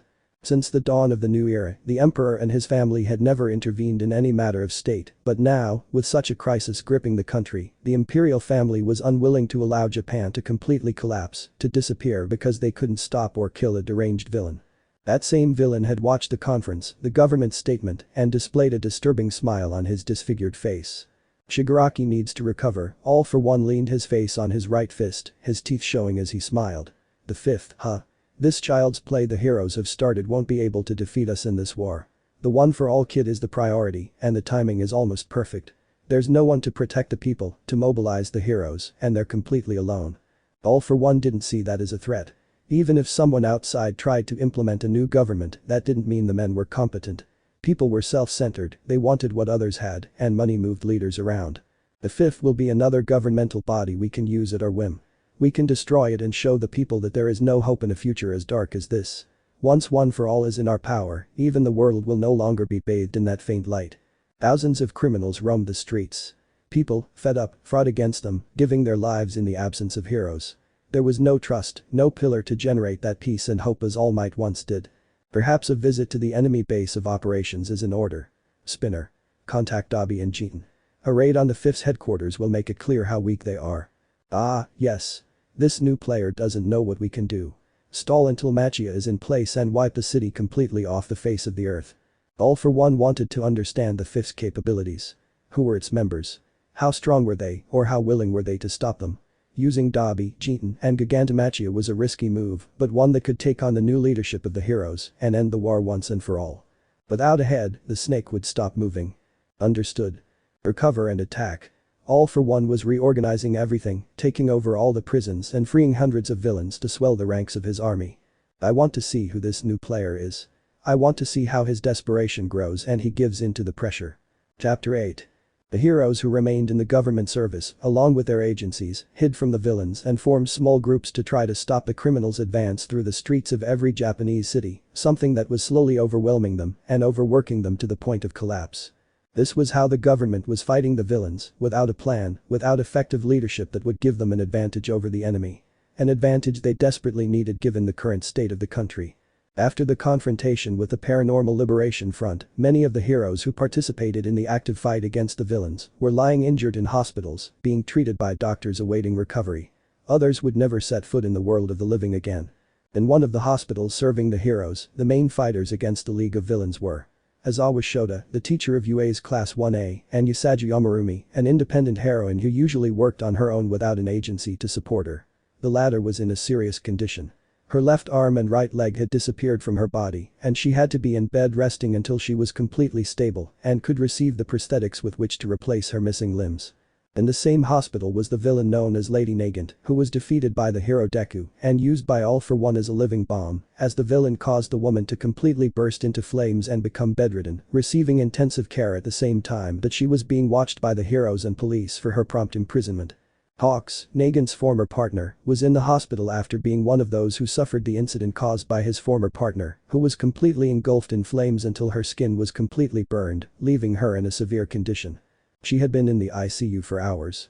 Deku is overexerting himself too much, the hero best genist pointed out the reason Nagant was in the hospital. A direct confrontation with the ninth wielder left her in that state for doubting All for One. But the villains do nothing but grow in number. Hawks didn't mention anything. Like the rest of the heroes and people at the hospital, hero number 2 remained attentive to the news and the impact of the announcement made by the man named Shin. All Might's looking after him. Endeavor must be in a meeting with Nezu right now, discussing the next steps. His teammates are probably pressuring them both to keep track of him. Midoriya was placed in a state of complete isolation from anyone other than All Might to hide him from the sight of All for One, who was dedicating resources to hunting him down in order to obtain one for all for himself. Are you worried about Tsutsumi? Genist combined his almost apathetic state with the current state of the woman who had been his mentor. At this question, Hawks looked away from his phone and at the hero at his side. No, it's not because of her. Even though he denied it, Hawks was slightly worried about Kaina. They both worked for the commission and were used by its members, people who were now being held by the police if Shin's words were true. I was thinking about this new group that's appeared on the board. The fifth. I don't want to sound self-centered, but this man, Shin, doesn't seem too competent at what he's doing. Ah, the Imperial group. It was surprising to see this change in the course of the war. But I'm not sure we should focus on them. Best Genist preferred to focus his full energies on the villains ravaging the country, not on a group trying to reorganize complete chaos. Anything to do with heroes, Endeavor-san can handle it as our full representative. Todoroki Enji, Aka Endeavor, was the current #1 hero, the current symbol of peace. After the commission's complete dismissal, he was the one in charge of ensuring the safety of the other heroes and coordinating with the central body. He's competent. Otherwise, I wouldn't have supported him as the #2 hero, Hawks admitted with a sigh. Anyway. I highly doubt we can. Hawks cut off their conversation and Best Genist looked in the direction his interlocutor was looking. A man was walking directly toward them, and while this wasn't unusual, as they were in a hospital, it was unusual that he was accompanied by the man who had given the announcement and was standing right in front of him, being escorted on the right by Shin and on the left by a woman with fuchsia hair and dull eyes. Those three people stopped, all wearing black suits as if they were office workers. Hero #2. Hawks, former member of the commission Shin, was the first of the three to speak, addressing the winged hero. I'm sorry for the delay. The delay? Genist frowned. Are they going to arrest Hawks? Shin looked at the #3 hero for several seconds, but he wasn't the one who spoke. A hand fell on Best's shoulder. We never said we were going to stop him, Naruto showed a calm and reassuring smile. Hawks is one of the heroes we're considering signing for a subjugation team. Both he and Nagant are within our consideration. Are you going to hire Lady Nagant? Best Genist looked at Hawks before speaking, recognizing the disbelief on his companion's face and the gleam in his eyes. Do you know what she's done? I understand they've studied all of us. I know Lady Nagant. Everyone within the commission tried to hide her actions and her reason for imprisonment. It's unfortunate that a government body that should be protecting her is the one responsible for staining the ground with blood. Could you not be so direct, Nats? The woman blinked several times. She was the shortest of the group, standing at 5 foot 5 inches. Her hair fell down her back in a cascade of fuchsia and her indigo eyes showed no sign of regret. I'm sorry. Forgive his coldness. The blonde Uzumaki turned to both professional heroes, changing his smile to an apologetic one. But before continuing with the proposal, let me introduce us. He pointed towards the albino man who gave the announcement. This is Shin, then pointed to the woman on his other side. This is Natsumi. We call her Nats, and stabbed himself with his thumb. I am Naruto, commander of the villain subjugation squad. Naruto had spent the last few hours analyzing reports from various heroes once the fifth was officially appointed as the organization in charge of the fight against the villains. One of the reports that caught his attention was that of Takami Kigo, alias Hawks, a hero in the service of the commission who was used as a spy within the league as a double agent. I assume you're the leader. That would be a perfectly accurate guess, Best Genist, Naruto nodded. That was the plan he told Nezu, his way of being legal in the eyes of others. Hawks and Nagant were commission agents, if I'm not mistaken. Their files were at headquarters. I thought it best to work with both of them to take down All for One. Aina couldn't join. Oh, I know about your condition. That's why we came straight to the hospital. Naruto rummaged inside his jacket and pulled out a black card. On it, a purple 5-pointed star logo could be seen inside a purple circle. This is our contact card. I don't see a number. We don't use numbers, Shin yawned. Just swipe your thumb. Once to get your fingerprint and the second time to alert us. We'll know where you are. You should be interested, the Uzumaki caught Hawk's eyes. This will put an end to All for One. That statement must have been strong and confident because neither of the two heroes present noticed any nervousness or hesitation at his remarks. But Hawks wasn't sure. Did that guy know exactly what All for One was capable of? He'd destroy the country if it got him what he wanted. He used everyone as tools for himself. Only All Might had the strength to stop him, and consequently, Deku could count on that strength as his successor. I have my doubts, Best Genist cut Hawks off. It's too strong a statement to make. How do they plan to stop the leader of an organization estimated to number over 2,000 members currently? All the escaped criminals are under his command. He's taking over every prison in the country, freeing more members for his army. You're perceptive, genist. The Uzumaki's lips stretched so he could smile. But it doesn't matter. In the end, All for One will be stopped. He's not the only one pulling the strings, preparing for war. The fifth entered the picture last. But counting the time until All for One no, Shigaraki becomes strong, we have time for a complete reorganization. All for One was hunting the ninth wielder, leaving the way clear for his enemies to organize. Naruto had already understood that this was what All for One wanted. Like any good supervillain, he needed a final act to overpower his enemies. And Naruto was using that limited time to organize the 5th division. Nagant isn't the only one, right? Who's on your list? Any hero willing to give his life for the country, Naruto spoke calmly. He had discussed with the other members and with Hinata the possible members under the 5th supervision. He, as a shinobi, knew many individuals who would be interested in working under his direct supervision. But you're not the only ones on our list. The vigilantes are being considered for the job as well. The list of people Naruto obtained from the Commission and National Security servers had swelled the list he had originally created.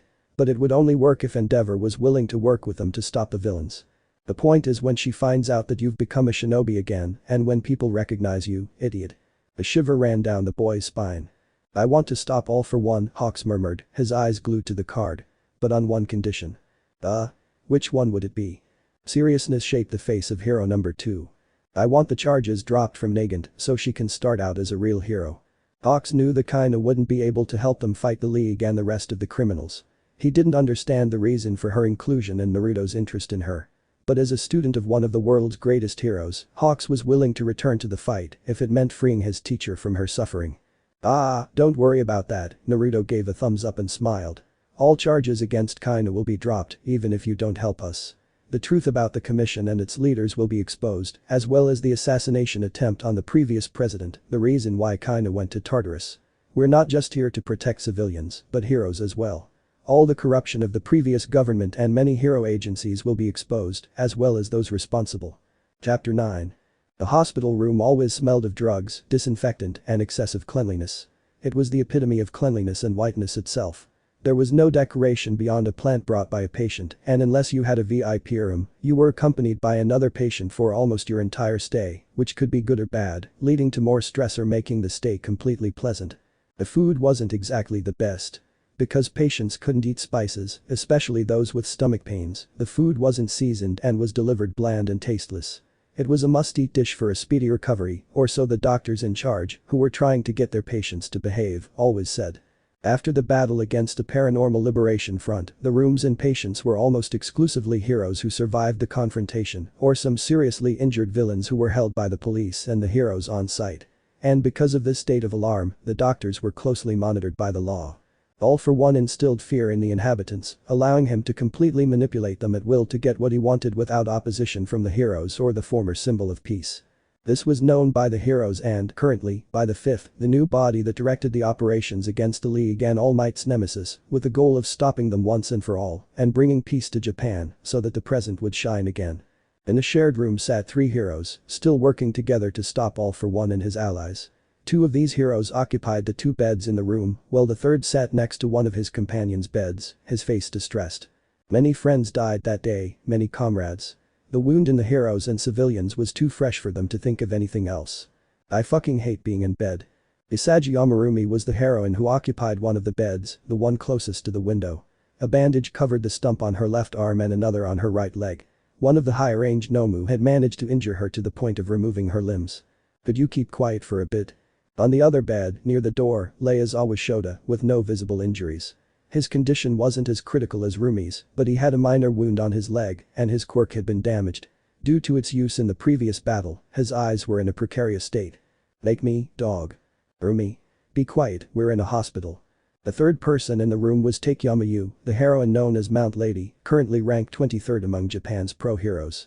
She was keeping both Aizawa and Rumi company, waiting for the remaining heroes who were still alive for the upcoming clashes against the League and the Front.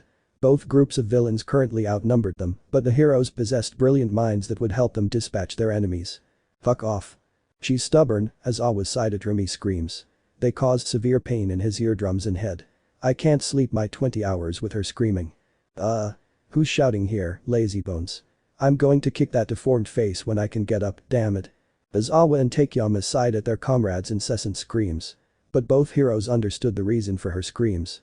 She was frustrated, angry, and really pissed off. They had lost to Shigaraki and his team, and she had been gravely injured by a high-end Nomu that seemed to have generated a quirk that erased her missing limbs. My wounds itch. Instead of a rabbit, it should be a dog, as Awa pointed out, earning a sharp look from Rumi. What? You're way too annoying to be a simple rabbit. Rumi was a strong-willed woman who disliked relying on companions, working with other heroes, or belonging to a hero agency like her peers. Her strong temper would make her snap in seconds, causing earaches with her constant rudeness, which she used to try to break her opponent's minds, something that didn't help her when facing Nomu. Will you all calm down? They're going to kick you out of the hospital if you keep causing this ruckus. You tried to mediate between Izawa and the noisy rabbit heroine, Rumi. But even she understood that she couldn't stop her companion's behavior. I want to get out of the hospital and kick some ass. She'll bite if you put your finger in, you. And why do you talk so much, Izawa? Don't shout so much, rabbit. They had to think, Izawa had to think. They didn't exactly have time on their side, and resources were running low, as were assets. The situation was clear to everyone. Japan was going into crisis, and the heroes wouldn't be funded by the state for a while. That would only make the fight against a paranormal liberation front much longer and more exhausting for all of them. And Nezu and Yue couldn't manage all the expenses without a capital infusion if they had to support us. Resources aren't infinite, and our hope rests with Midoriya, the only one who could stop All for One and Shigaraki at this point. Izawa didn't want to think that they only had one chance to defeat the criminals. One they had to use wisely so as not to end up swallowed by the darkness they themselves had unleashed. But carrying that weight on a teenager could only have consequences for him in the future. That's wearing him down. Like the rest of the world, the people in the hospital witnessed the announcement made by the fifth member, Shin, the one in charge of communicating the government's changes. In a crisis situation, trust wouldn't flourish, especially when other capable hands had been removed in favor of a group of outsiders, and no matter how hard they worked with the emperor, the fifth would be no better than the commission. They're still screaming too much, shorty. Rumi was going to answer as Awa, but both the UA1 teacher and Yu were watching the woman standing in the doorway, dressed in an orange mechanic's jumpsuit with a smile on her tanned face. Cyborg. Cyborg finished entering the room without erasing the smile on his face. They've made a mess here, huh? I never expected to see you so messed up, Rumi. If Rumi could have, she would have gotten up and hit Cyborg with all her might, both for the time they hadn't seen each other and for the reason they'd been apart. But he stayed in bed staring at her until he pulled out his ring finger in an inappropriate gesture. Fuck off, nerd. That's my dwarf. Cyborg placed a silver briefcase on the nightstand next to his old friend's bed, forcing Yu to move and separate himself from his companion. And who is he? I'm sorry for the discourtesy. Cyborg looked at Yu and then at Izawa. My name is Cyborg, and I work for a paramilitary company that is currently providing services to the fifth. They're moving fast. You have to do it. Cyborg opened the briefcase after entering her fingerprint, eye, and a code next to her employee card, revealing a bionic leg and arm ready to be implanted. Fighting the Paranormal Liberation Front is your job right now. You can't afford to slack off. Izawa sighed. They'll just do this to gain position, I suppose. Cyborg stopped his movement. Hey, before you talk, you'd better learn. The woman stared at the professor for a full minute, her arm halfway out of her briefcase. They're working hard to correct something the heroes caused. And at least they're doing more than the Prime Minister and the Commission. Hey, nerd, Rumi drew Cyborg's attention to her. What's with these fancy prosthetics? I can't. The fifth is taking care of the bill for any hero in the hospital, as well as the extra expense of any surgery, the words came out calmly. Cyborg began the bonding process. Besides, I worked on them for a long time just for you, idiot. Cyborg and Rumi remained silent throughout the entire process, throughout the time it took Cyborg to attach the prosthetics and have them bond with his old friend's body. The two women hadn't exchanged a word, a phone call, or a glance for 10 years. Rumi had tried to keep their distance after the incident, and Cyborg didn't have the strength to maintain contact with a woman like her friend. But unlike Rumi, Cyborg accepted that he missed her. The click and a squeezing sound indicated that both prostheses were in place. A faint blue glow ran through both bionic parts, and they remained motionless until Rumi began to move them as if they were parts of her body, as if she hadn't lost her limbs. Except for the metallic color, they're exactly like your missing limbs. Cyborg closed a briefcase at the same time Rumi closed the bionic hand. They're connected to your brain and nervous system. They'll respond as if they were your old arm and leg. Although it took me a. Cyborg fell silent in a second. Letting her feelings get the better of her, Rumi jumped out of bed and hugged her old friend, squeezing her tightly in a hug that Cyborg considered to be a real bear hug. "Thanks, nerd. Don't give them to me, dwarf. She can be nice once in a while, huh?" Izawa laughed dryly at his own statement, causing Rumi to look at him with eyes that promised pure pain. "By the way," Cyborg cut short that look. "The Fifth has a proposition for you three." The Fifth had taken over the Commission and National Security, while Hinata served as acting prime minister alongside various imperial advisors to fill the gap in the cabinet in a time of need. This might have been criticized, but the people's current need was survival, to gain hope for another day in their homeland, in a country crumbling under the darkness. Due to the situation, the members of the Fifth began recruiting heroes who met their requirements for one of the teams being formed to deal with the villains. And even though those heroes were in the hospital, both Hinata and the Fifth were willing to cover the costs of their operations so they could get help as quickly as possible. "So we just substitute one puppeteer for another," Izawa sighed. "I want to see who the Fifth is directing." The Fifth's top brass are known as the 5 points. Each of them is in charge of one of the 5 teams currently being formed.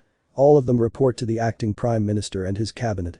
So that team doesn't have a leader per se. "I didn't say I didn't have it," Cyborg closed the briefcase. "One of the belt points is the leader of the other 4. If it's him you want to see, you'll have to wait. Because he's the leader of the 5th Villain Subjugation Squad. And he's currently hunting prey." Chapter 10. The number of villains released from prison on the streets far outnumbered the number of police officers serving the police department, making it much more difficult to stop the released criminals without the support of a hero. But the number of heroes serving the government and the agencies themselves was currently plummeting, reaching such low numbers that the criminals outnumbered them and their help wouldn't be enough for the police. At the beginning of the crisis, the police had tried to stop the escape of common criminals, those the department could contain. But they soon realized they weren't enough, that their capabilities weren't comparable to those of the criminals escaping from the various prisons located throughout the country. When that moment arrived, the previous government deployed the Japanese army, the best men and women who could fight for justice, into the streets, even as the fallen heroes remained fresh in their minds. This only led to casualties among both the army and the police, causing bodies to pile up in the streets, fear to spread, and chaos to erupt even more fiercely. Currently the streets were ruled by criminals, villains, and members of the front who directed these villains to completely take control and bring down the current superhero society. Without the figure of All Might, society would be completely destroyed. Despite this situation, with heroes abandoning their posts, agencies closing their doors, and the weak response of police and military to something beyond their control, there were people who continued working to make the country's streets a better place. These people weren't professional heroes, and they carried a huge target on their backs, making them targets for both heroes and police officers. But right now, both the police and the heroes should pay more attention to them, because they were the ones working to help people without being recognized. Shit. Knuckledister was in a slightly desperate situation. His knuckles were bloody and raw. Sweat ran down his face in thick beads, falling onto the cracked pavement. "I'd say chasing you is a bit of a letdown, man. Your knee's shot and you can barely walk. You may have saved your daughter and those kids, but the streets aren't good today." A man stood on a pile of rubble, wearing an orange jumpsuit and a number on the right side of his chest. His chin was covered with a thick beard, while his left eye was covered by thick strands of his dirty hair. "Go to hell." The vigilante was struck and fell back onto the ground, letting out a groan of pain. Ever since his confrontation with number 6, Knuckledister had been plagued by that shattered knee, which prevented him from moving the way he wanted, from fighting the way he needed. "But don't curse, man," the prisoner fell in front of the fallen guard, showing enormous claws protruding from his knuckles. "This business of growing bones wherever I want, it's a huge pleasure." The prisoner lowered his claw, ready to kill the guard. A flash of light stopped the prisoner for a second before he was forced to dodge a series of star-shaped projectiles. "What is it?" "Sorry I'm late." Appearing in front of the prisoner, the new participant kicked him in the face, sending him crashing into the rubble, where he was buried. That figure's face was covered by a helmet. He wore a technological battle uniform that made his resemblance to a ninja even more realistic. Faint green glows escaped from the blade of his sword, parts of his breastplate, and his visor. "I guess I should thank you."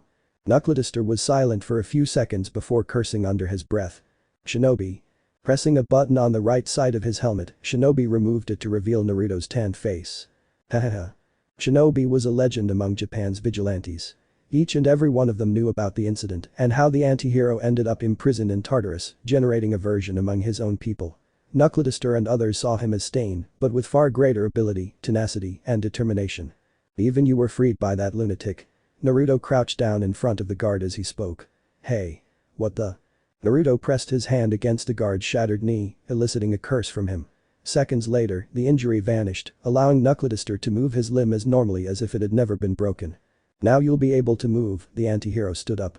Your daughter and her friends have been evacuated from the area and taken to a completely safe place. I guess I should thank you. That would be normal, yes. Hahaha. A drop of sweat trickled down the vigilante's chin.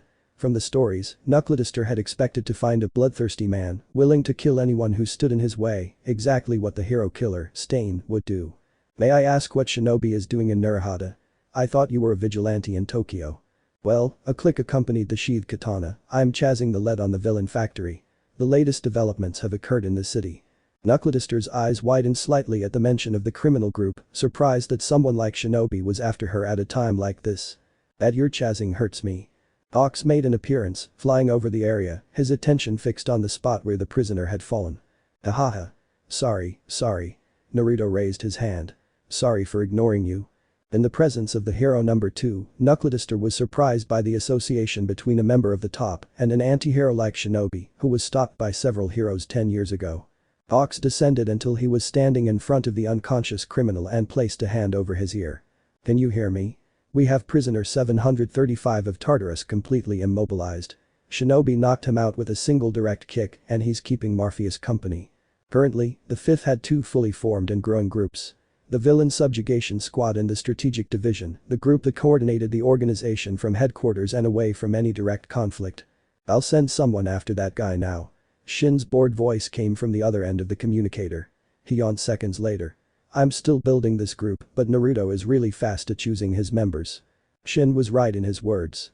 Naruto had researched all the heroes and vigilantes to choose the ones he wanted for his subjugation team, something he had yet to complete like his other teammates. We leave the guy completely restrained. Luckily we took several quirk-suppressing bracelets. Hawks bent down and placed the bracelet on the wrist of Tartarus prisoner 735, disabling the villain's quirk so he couldn't escape. That's it. Without the code, he won't be able to break out of this. Is the new prison ready? They've been working together for a long time. 10 years. I think Naruto knew what could happen and made a contingency plan for losing All Might. And Kaneda is a guy who really appreciates that kind of action. It's surprising someone like that exists, Hawks observed his leader speaking to Knuckledister. Being a hero, a villain, and finally the one who orchestrated it all in a backup plan in case something like this happened. How connected is he to the upper echelons? He's a well-connected man. I'd say he could be one of the most influential men without being someone important or of great relevance. He's the one who set up the 5th and deposed the commission, national security, and the presidential cabinet. And all under his plan, hatched 10 years earlier. 10 years ago, Naruto was arrested for his shinobi involvement in a national incident. At just 17 years old, he planned the creation of the 5th and a new prison. It was as if the young man had seen the future 10 years into the future. I'll be careful not to make him angry. He's much kinder than you might think, given his history and work for the commission. Unlike Nagant, he's already been an assassin from a young age. I think you can understand that point. You were raised by the commission from a young age. Was he also in the care of the commission? It's something much more complex that I'm too lazy to explain now. An extraction team has arrived. Naruto, Knuckledister, and Hawks watched as an aircraft appeared overhead. The vehicle descended, and a ramp opened to reveal a female figure with dark purple hair. I see you've recovered, Naruto squeezed Hawks' shoulder. Nagant. Lady Nagant waited until the ship was on the ground to go down, accompanied by a platoon of members of the 5th to extract prisoner 735 and transfer him to the new prison run by one of the 5 points. I should thank you. I don't know exactly how you did it, but I'm recovered and there's no trace of All for One left. Plus, all my charges have been cleared. Of course. Naruto gave the former villain a thumbs up. It's time people knew the truth behind your story. Tsutsumi Kaina, aka Lady Nagant, had suffered psychologically at the hands of the commission to the breaking point.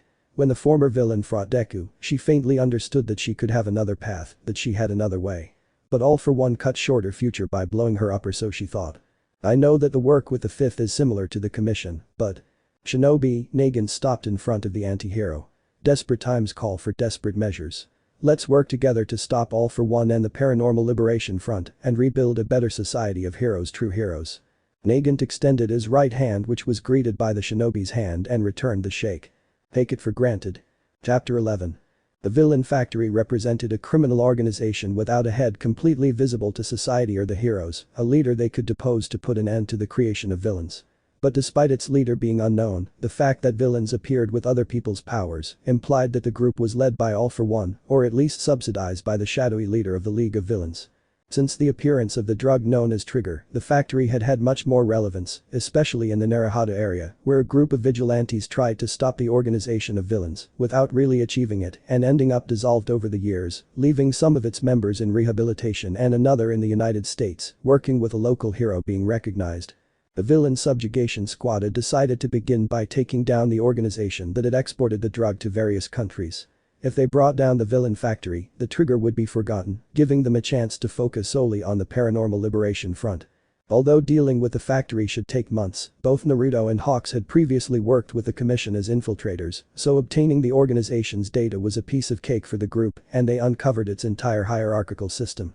Their leader, known as the Mask, had been hiding out at the organization's base, which was in a location unknown to the lower-ranking members of the villainous group. With a little hacking on some of the closest members, all thanks to Shin and Cyborg, they obtained the location of the villains and their leader, discovering that the place was actually a high-tech factory, giving the impression of being a high-security and completely impregnable military complex.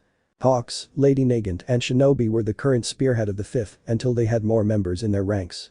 Only the three of them were on the field and they had to clear a path for the containment group to withdraw the villains. Normally, members of the villain subjugation squad, be it any of the three current members, would enter the area quietly, without the guards knowing anything or alerting the group's leader, by setting off the alarms there. But they were in a war and results mattered, another reason why they should enter quietly. However, the Mask escaping wouldn't be a bad thing. If he did, he'd be reunited with his benefactor, and they'd kill two birds with one stone, a shot Lady Nagant fired to take off the head of one of the guards. Alarms began to flood the factory, but it was too late for the group of villains. Shattering the front wall with a Rasengan, Shinobi appeared before a constant barrage of gunfire that attempted to overcome his suit's protection. Idiots. With a slash, Shinobi split one of the guards in two, scattering blood and guts across the cold floor of the place. There are intruders. Red feathers hampered a sniper, and a pair of booted feet slammed into the man's face, knocking him to the catwalk. Spreading his wings, Hawks took out two others before him, landing on the catwalk. I hate coming in with so much fuss. But isn't it fun? There was a certain tone of amusement in the shinobi's muffled voice. The anti-hero didn't seem to understand the danger he was in or the people surrounding him. Calm, focused, and thirsty for justice, the ninja simply cut through the first group of criminals like butter, knocking them down or slashing them with his sword. You're both idiots. Men. Hawks gave a slight smile upon hearing his mentor's voice. The number 2 hero didn't understand how Naruto had healed her so quickly. When he finished talking with him and Genist, he entered the ICU without being held by the doctors and emerged 5 minutes later with his teacher disoriented but completely alive and recovered. He was very grateful and owed him a big thank you for that. The helicopter is approaching the rooftop landing pad. What do I do, boss? The Mask was running away. Hawks could see that and knew Shinobi saw it too. However, the ninja didn't answer Nagant's question directly. Instead, he remained silent for several seconds as he fired a kunai directly into one of the criminal's chest. Seconds later, he took a deep breath. Don't worry. Cyborg has interrupted the signal. I think there's a new member of our division in that helicopter. A second shot. The bullet passed through the crack in the window and through the neck of another of the criminals, forcing him to fall to the ground, choking on his own blood. It's encouraging, I guess. Lady Nagant stood 100 meters away. Using her quirk and weapon, she eliminated various enemies in various ways. She electrified some, put others to sleep, and killed some, always hiding in the distance as was her job. The job of the 5th, or more specifically, the villain subjugation squad, was to stop the villains by any means possible, leaving the execution of this single rule in the hands of the hero, who took into account the different variables to execute his move on the enemy. Nothing was black or white. Everything was wrapped in a gray that constantly shifted in tone, enveloping everything and everyone, drawing them in its ever-changing gray. Taking this premise into account, the 5th worked with the sole mission of keeping heroes and civilians safe, thus being able to be considered a military group and not an agency or group of heroes, something they really were and were not at the same time. I've incapacitated about 35 targets. The rest have been eliminated.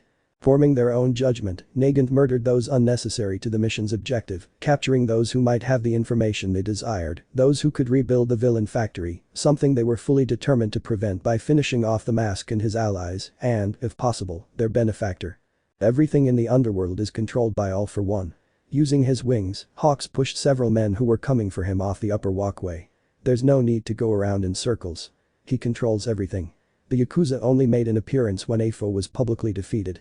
With his words, Hawks wanted to make it clear that All For One was behind the villain factory, that he was the one who created it and used it to nurture his army of villains during his criminal empire, which was stopped by All Might.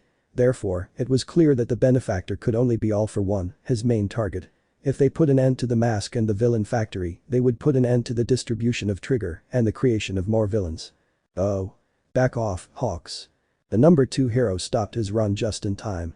The factory roof gave way, and the helicopter and the mask fell into the rubble, burying some of the criminals facing Shinobi and destroying the upper walkway where Hawks was standing. What the fuck was that? Someone smashed through the entire roof of the place, taking out several floors, and left the mask seriously injured, crushed by his own getaway vehicle. We'll need a means of transport to get this idiot away. The second figure fell, landing on top of the disabled helicopter, crouched on its propellers.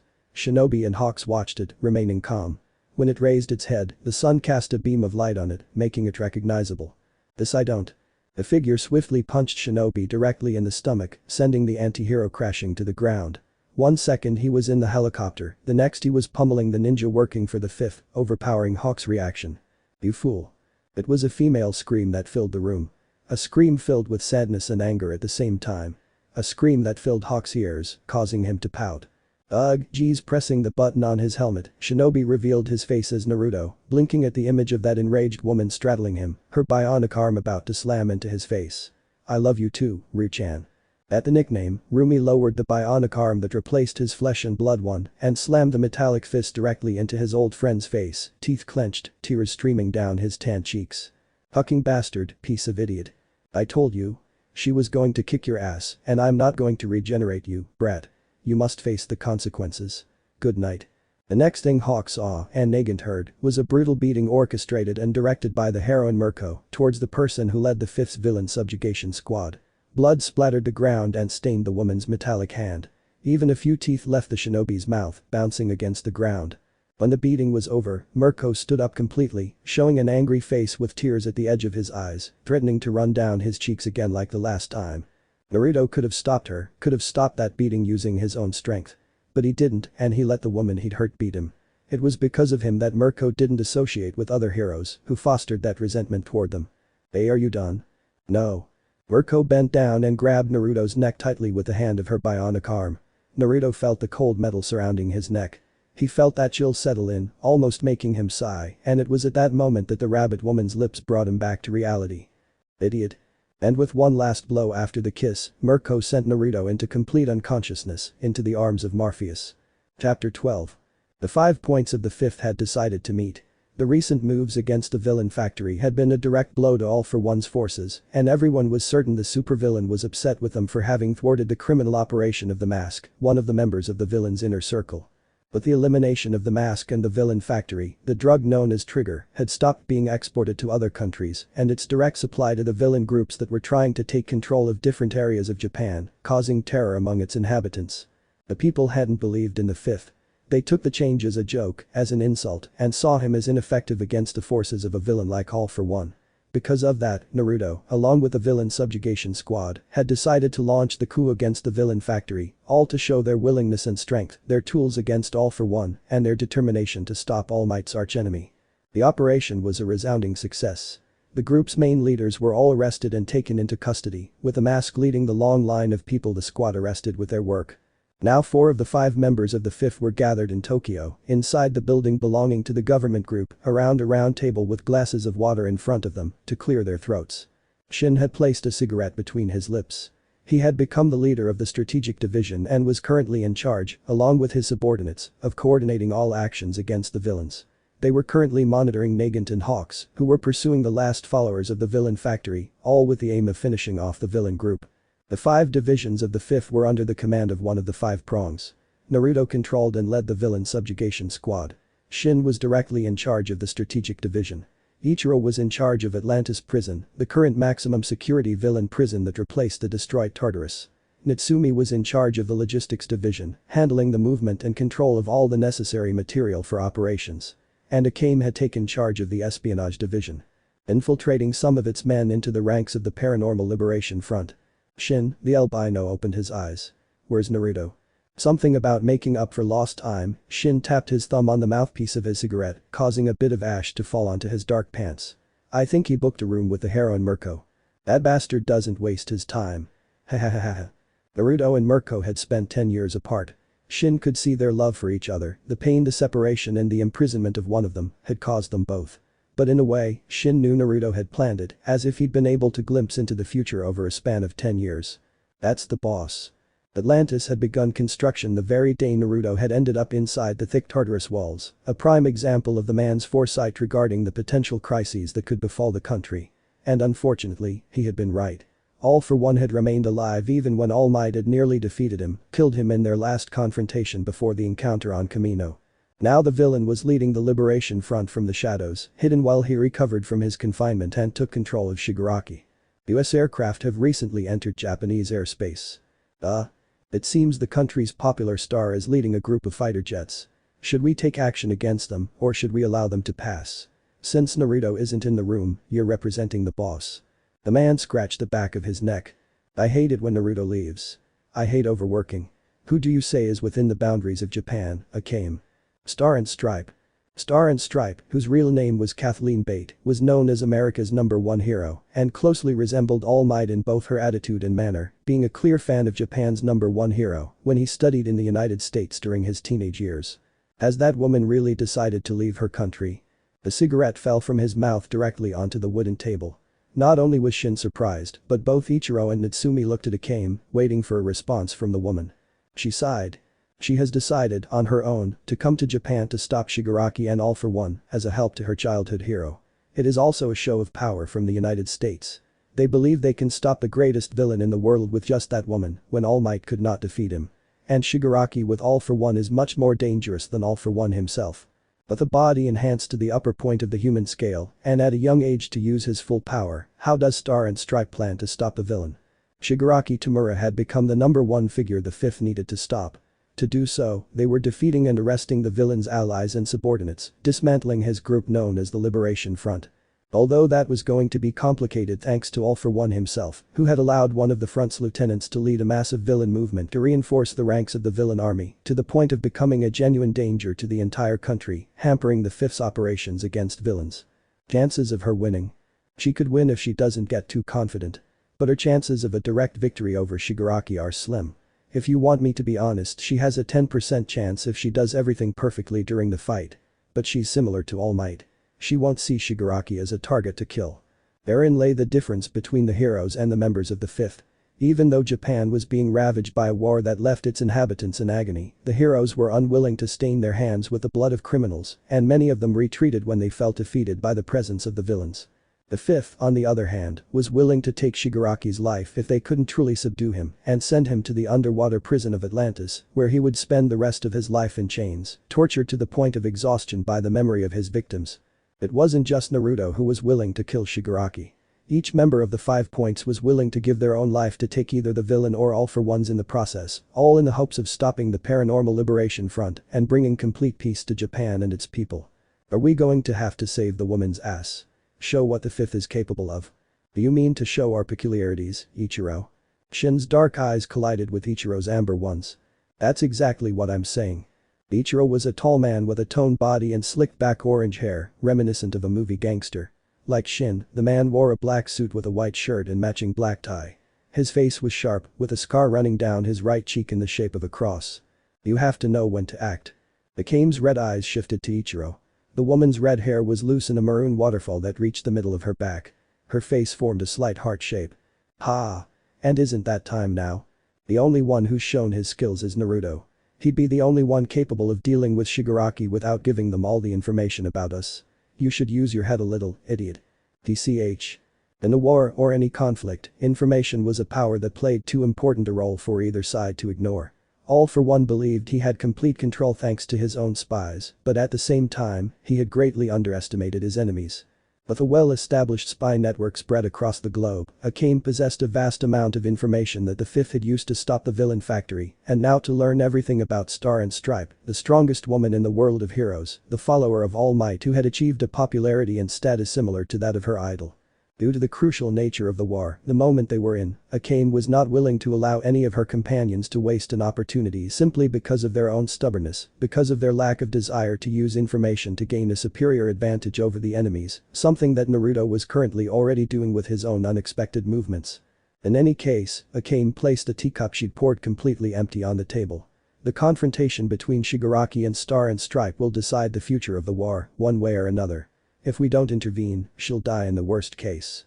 If we intervene, we'll leave our cards on the table. Or I'll just save your asses again. A massive blush appeared on Akane and Natsume's faces. Drops of water trickled down the man's chest, falling directly onto the edge of the towel draped around his waist. With one hand, Naruto untangled his hair and sent drops tumbling to the ground, splashing some of his companions. What the hell are you doing naked? What? I'm wearing boxers under my towel, Aka-chan. The blonde showed a direct brilliant smile, but it was extinguished by a metallic arm that hit him and sent him crashing directly into the ground. I told you to put on your clothes, idiot. Urko appeared behind the downed Naruto, clearly showing anger at her boyfriend's carefree attitude, although it had been something he had carried with him since his adolescence. That must have hurt, Ichiro smiled. A couple of bumps, huh, boss. Yay, just a little. Making an effort, Naruto stood up while rubbing the affected area. But speaking of the events that are about to occur, a holographic screen appeared on the table showing Star and Stripe in front of Shigaraki. It's time to act beyond the average criminals. Chapter 13. Memories of life come flooding back to people when their lives are on the brink of death, when they're staring into the Reaper's empty eye sockets, waiting for fate to decide whether they live or die. Memories of childhood, of the first kiss, of the best moments of life, and the most important moments of any stage of a person's life. Kathleen Bate was known as Star and Stripe, America's most powerful hero, a completely female version of All Might, representing the values of freedom and justice with each of her actions. She was admired by people all over the world and beloved within her own country. She had been inspired to become a hero by All Might himself when he studied in the United States, and it had been her own decision to face All for One, as a tribute to her childhood hero, to the man who had inspired her. Japan was left to its fate by the rest of the world. Governments closed their doors, placed leashes on their flagship heroes, and watched as the eastern country sank into darkness, destroyed in a confrontation with the villainous greatest being. Star couldn't see that, though. She stood idly by and made the decision to fight Shigaraki and his allies. She had shown confidence. She was accompanied by her squad, by her comrades from the army, and none of them flinched at the sight of Shigaraki surrounded by high-end Nomu, waiting for her, his eyes lifeless and making a strange sound in his throat. Star and Stripe's gift was called New Order and allowed the woman to establish a rule in her environment, allowing her to manipulate and grant new properties to herself and her surroundings, having the plan to eliminate Shigaraki by using her gift as soon as she touched him, eliminating him upon knowing his name. But Shigaraki, and he wasn't Shigaraki. By the time the fight gave Star the chance to end All for One's legacy, he no longer responded to the name Shigaraki Tamura, and any hope of victory simply vanished, slipping through his fingers like pure crystalline water, trying to be trapped by his limb. Is this the end for me? The woman's eyes remained fixed on Shigaraki's advancing hand toward her face. When the villain touched her, she would simply disintegrate without a trace, as if she had never existed, as if she were a mere illusion. But I don't want to leave not without meeting him. Many of today's heroes had been inspired by heroes of the past, by figures as illustrious and important as All Might himself, who was once Japan's #1 hero and the symbol of peace, its pillar against the darkness of the criminal empire that All for One established throughout his life. All Might was her inspiration, her role model. But she only saw him once, turning his back on him, when he rescued her and her sister when she was a little girl. Am I going to die like this? A tug. Shigaraki's hand closed over his target, grasping nothing but air. Star and Stripe had disappeared, and the villain couldn't kill her. Super serious fist from the guy with hair. Shigaraki's reflexes were too slow. He felt the air shift, making way for the limb that flew straight for his face, his nose shattered, blood trickling, and being pushed backward by the force of the blow. The water opened up in a vast chasm. Shigaraki Tamura's body was engulfed by the ocean, and the water seized him, sending him to the dark, cold bottom of the sea. Your hand is destroyed, idiot. I just feel like the bones have been pulverized by the extra force. It's not like you can't regenerate it, idiot. Where Star and Stripe had previously been, now stood the figure of Naruto, wearing only orange pants, leaving his torso completely bare, and in view of the Nomu who remained static, waiting. Did you really yell that shit? It was fun. The projectile shot out of the water directly at Naruto. The shinobi crossed his arms over his face and took the blow directly, feeling the bones in his forearm shatter from the punch. Ugh, that hurt. Naruto left his arms outstretched, hanging down, blood dripping down their entire length.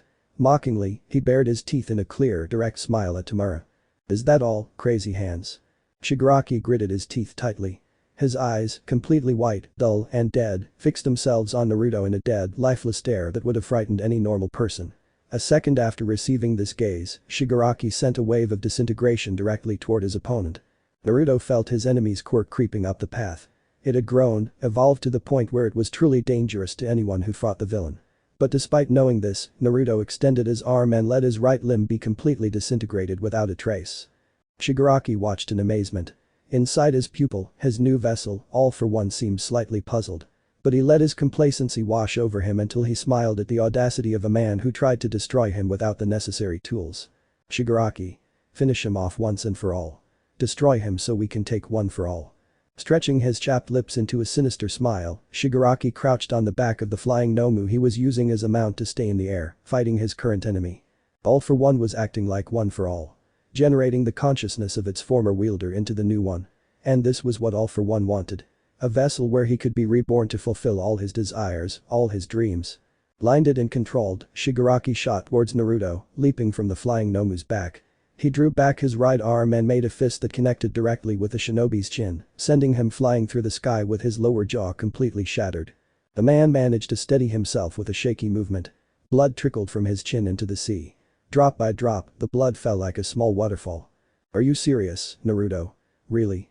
Using his only limb, Naruto wiped the remnants of blood from his face and stared directly at Shigaraki, who was advancing towards him with a deranged smile. "I just want to have fun, Kurama." Steam began to swirl around the man's shattered chin. "It's not like I'm going to die, is it?" Nomu flanked Naruto, preventing him from moving or evading Shigaraki. The Paranormal Liberation Front leader fired an air wave directly at the shinobi's chest, creating a hole directly above his right pectoral. As if fired from a pistol, the hole showed on the other side, also shattering the blonde's right shoulder blade. Cough. Blood began to flow from the ex-convict's mouth, staining his upper chest. Shigaraki stood before his enemy, his hand extended toward his face. Lifeless eyes connected with vibrant life-filled ones. "Why, you're not even going to talk, Shigaraki. I feel sorry for you." Protrusions appeared from the villain's body. Flesh was pierced, muscles severed. Naruto's eyes widened as he felt his body being pierced by that gift while the villain watched him. "You don't need to speak to my apprentice, boy." All For One's dark voice emerged from within Shigaraki, flooding Naruto's senses. "I would say you could have presented a problem. But only one for all can be a problem now. Did you think I wouldn't know about Atlantis, the new maximum security prison hidden at the bottom of the ocean? Or that I wouldn't know about your base? You're too naive. Insulting me, believing the Emperor could defeat us alone by giving you control, forming a group of idiots. I saw the conference. I saw that guy insulting me at your request, I imagine. Because you are clearly the leader of the Fifth." The index finger rested on the blonde's forehead. "So delusional, so arrogant. I will take your gift, take your life, and destroy the hopes of the world. Right now, the place that is your base will be under siege by my followers. Villains, outcasts, disaffected people, the age of heroes is over." Slowly, Naruto raised his left arm until his fingers wrapped around Shigaraki's wrist. He weakly displayed a smile that could only belong to a man on the brink of death, standing at the gates of hell. That's so encouraging." The sound of flesh being pierced echoed through the room, drawing the Nomu away from their master. "That bores me." Steam rose from Shigaraki's body. The shinobi's missing limb instantly regenerated and was used to impale the villain in a moment of complete carelessness on his part. "Arrogance. I knew exactly what I was getting into, and I knew I could track him down." Using force, Naruto effortlessly crushed the villain's wrist. "Don't be self-centered, All For One. Attacking my men doesn't mean you're going to win. I selected them myself to fight in this war, to protect what the false heroes haven't protected." The shinobi kicked the villain, sending him back onto his mount with a gaping hole in his torso. "You have managed to bring chaos to a society that was too naive. Perhaps All Might can't be there to restore what you have destroyed. And perhaps corruption has filled this world with false heroes." Forming a gun with his fingers, Naruto pointed it at the Nomu charging towards him. "But that is precisely why you have made your mistake now. Because this war will bring forth the heroes." The gun shot. For several seconds, the Nomu continued advancing toward its target, completely unbridled, like a rabid animal.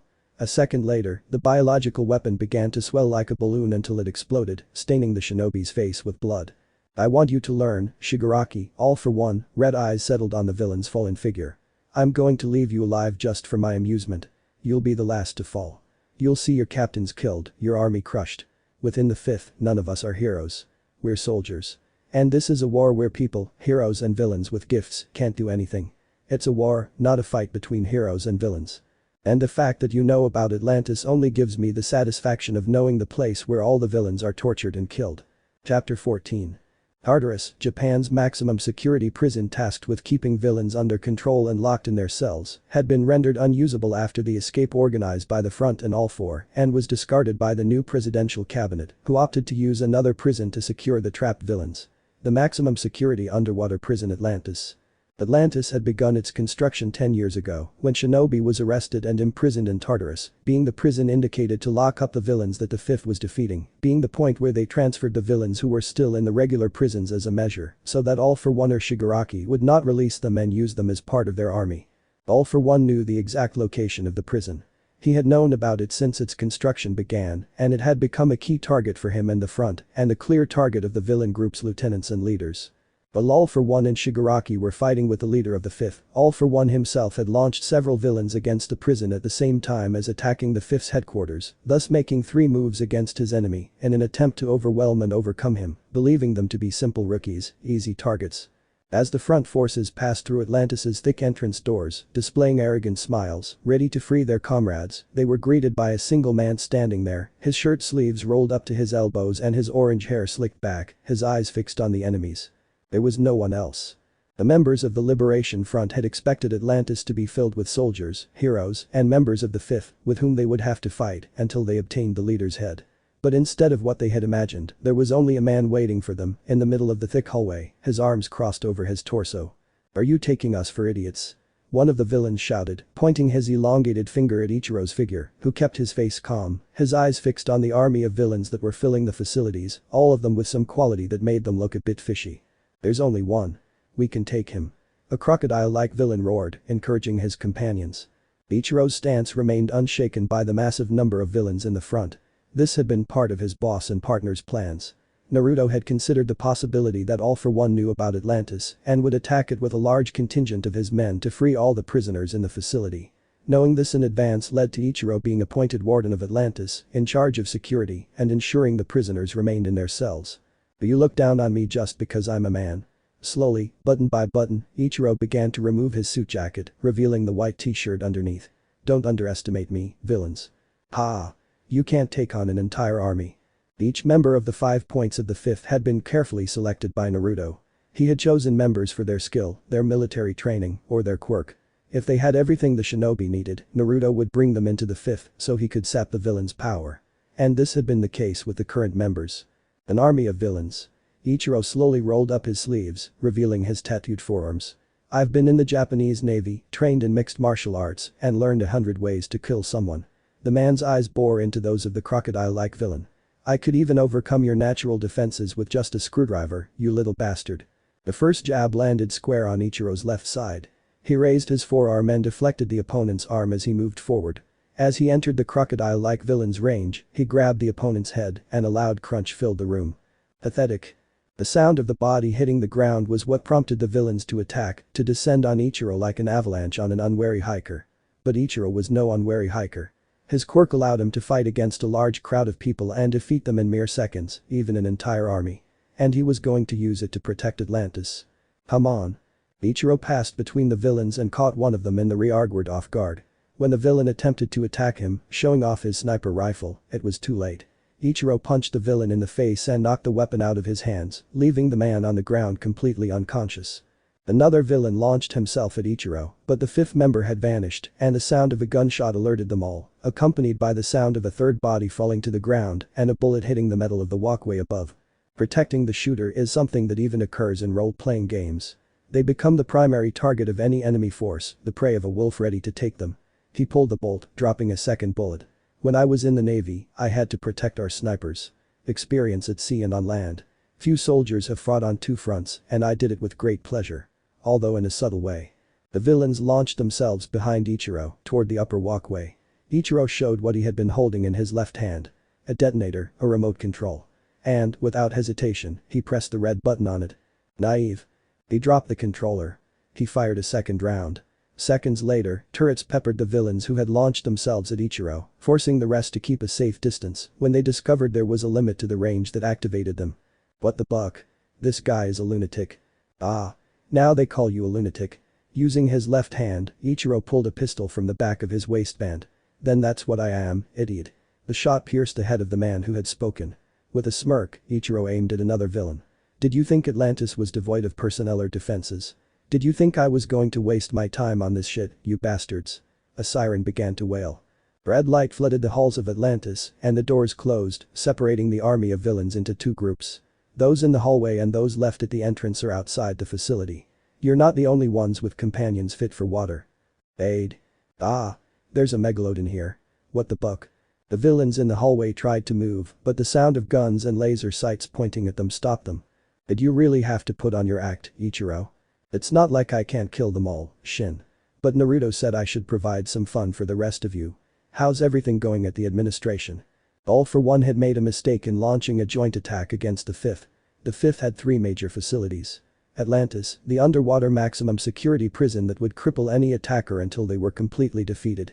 The administration building, from where Shin operated jointly with Natsumi, mobilizing Naruto's team. And the last one was the central base, the base of operations. All for One had believed the administration building to be the Fifth's headquarters, but he was mistaken, and his informant had been used to give him completely false information. Ah, how lazy. I think we're being besieged, if that's what you're asking. From what I can see, there are some of All for One's lieutenants among the villains attacking us. But we're keeping them out for now, though I think they'll come in a few moments. The simultaneous attack on both headquarters known to the world of the Fifth, just as the boss mentioned. All for One is showing off his power, proving he has control of the country, that no one, not even Naruto, will be able to stop him. Ichiro watched as the villains were restrained and, at the same time, outside he began to see human limbs. He's really enjoying it. He is worse off than all of you and myself. I don't argue with that, Shin. He's a beast in a human body, and his quirk is beastly for different reasons. The ability to transform into a megalodon. Probably a kraken, a leviathan, or any mythological sea creature would be much better, but this beast can really devour almost anyone. At 16 meters, who could escape its jaws? I don't know if I'm repulsed by the fact that he actually devours unsuspecting villains who attack the facility or try to escape. Wouldn't that be some kind of cannibalism? A new form, I guess. I'm no expert on such things. Nor do I have the morbid inclination to find out if it's true. I'm just assuming it's one animal devouring another. And we're a giant animal devouring a smaller one. Do you mean All for One? I mean all villains in general. Do you think Naruto will only stop at this emperor who has appeared like a huge gangster? I highly doubt that will ever happen. By the time this war is over, a precedent would have been set, a new society governed by capable leaders who wouldn't let villains like All for One or Shigaraki run riot. The entire utopia All for One wants to create will be destroyed, piece by piece, by a dream reality our golden boy wants to bring to Japan. Golden boy, Naruto has always been that kind of person. He's capable of doing what's required only because it's exactly what the world needs. He's the kind of person who will do whatever it takes so that others don't suffer. That's right, boss. Establishing the Fifth as the government's regulatory body on matters of heroes and villains, of people with gifts, is a huge step, and it undid what the commission once established, using people like Nagant or Hawks. And from the root of the problem, it cut down the entire tree to allow it to flourish again, much more beautiful, much bigger. And do you think this will be useful for the future? Your pessimism will never cease to amaze me, Shin. From this point on, people will think twice about becoming villains. The piece has been fitted and Naruto has pressed the button. The machinery is moving toward war and change. Chapter 15. The communication between Shin and Ichiro had cut off after the Atlantis warden's last words, causing a shrill beep to force the man to pull the device away from his ear. Displaying a bored expression, Shin stared at the phone as his partner's number flashed on the screen. It seemed that someone had tapped into the communications between the administration and Atlantis for some reason. If so, it meant that communication with Naruto's team must have been tapped as well, leaving them completely cut off and at the mercy of the men and women outside the building, with no backup if necessary. All for One had played his cards right, I could see it. The attack on Atlantis was simply a demonstration of his allies' power and how little fear he had of the Fifth.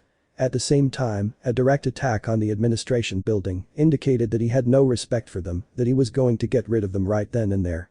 And that too, said a lot about them. They were a thorn in the side of the villain's side, a nuisance that reminded him and his collaborators that he couldn't win as easily as he'd originally thought. He set the phone aside, on the step where he was sitting. Fire and ice were taking their toll on the outer barrier, breaking through the defenses so skillfully established by his comrades. In approximately 3 minutes and 15 seconds, the front's lieutenants would storm the building and take everything within their reach, including the lives of all the agents sitting at their desks.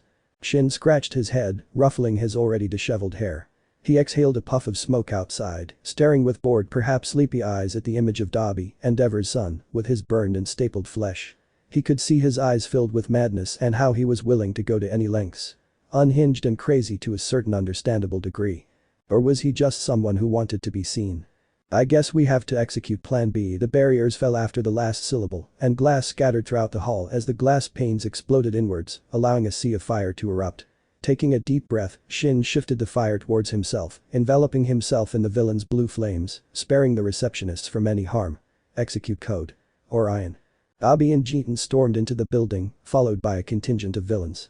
When the feet of the son of the current number 1 hero touched the floor of the administration building's lobby, Shin returned the blue fire towards the villains, causing Jitan to create an immense wall of ice that forced the fire to scatter, returning to Shin, surrounding him. I don't think you have an appointment. He put his right hand in his pants pocket and narrowed his eyes when he looked at the villains. And since you don't have an appointment, I'm asking you to leave. Are you really going to joke around with us? Dabi lowered his arm, a mocking smile flashing across his eyes. Shin grimaced in disbelief, confusion in his eyes. Are you really going to fight the Liberation Front? The blast caused the building's front wall to bulge inward, creating bulges inside. Like iron, the wall molded to the shape of the object that impacted it shortly before giving way, creating an immense shower of bricks and metal from the windows that scattered throughout the hall. Those fragments, which were headed directly toward Shin, stopped 2 centimeters from hitting him, remaining suspended in the air. Arrogance I see. With a flick of his hand, the pieces of metal pierced several villains, impaling them through and through, pinning them to the walls or the ground. Some grunted in pain, the luckier ones. Those who weren't lucky were split in 2. Severed from the waist. I don't think you heard my message on public television, on every channel. The bricks hit Jitan's ice wall, creating small fractures and chips. A few pieces of ice fell to the ground. That, or you were too deaf to hear my words. Dabi shook his head. The group of villains had been reduced to almost half, leaving some of the survivors with fresh wounds on their bodies. The declaration of war directed at the villains is backed by real force, Dabi. We're going to kill first and ask questions later. That makes things more fun. Get it? Ice and fire joined forces in a direct attack that filled the entire entrance hall of the administration building. The plants adorning the reception desk were either burned by the intense flames or frozen by Jitan's ice, but none remained alive once Shin moved his arm, uniting the fire and threat into a single point. The man took a deep breath, his chest slightly puffing out with the excess oxygen. When Dabi and Jitan lowered their arms and stopped their attacks, Shin returned the attack in duplicate, sending the ice against Dabi and the fire against Jitan, catching both lieutenants off guard, being directly hit by their partner's attack. Ah! Something from the attack struck the rest of the villains. Some ran, their clothes and bodies on fire. Others had turned into frozen statues or simply stood there, with some part of their body frozen, whether it was a limb or a space along their length and width. Why, you're a bastard. Dabi set his hands on fire for a split second, hissing in pain as the blue flames licked at his skin. The ice that had frozen his feet and the left side of his body slowly melted. What quirk are you using? Do you manipulate ice and fire? Oh no, no. Shin's lips curved into a cheeky grin as he deflected an icy stake from Jitan, using it to impale his leg, severing it, much to the lieutenant's surprise, who fell, slipping, into a pool of his own blood with a pitiful moan that made the 5th member's smile grow even wider. I only have telekinesis, and honestly, it comes in very handy. I can bend anything at will, to the point where I can split your body open from this distance. Why do you think the chief left me in charge of the administration building, being one of only 2 people with a quirk inside the entire building? Well, part of that is because I'm lazy, but it doesn't quite make the whole point. I'm the only one capable of holding off an army on my own. And, after all, you were locked away with me. Let us out. Thick metal shutters fell heavily after the last syllable, producing a metallic crash that reverberated throughout the entrance hall. Several members of Dabi and Jitan's assault team remained inside the administration building, while the other half stood on the other side of the shutters, with no real possibility of gaining entry to extract their companions.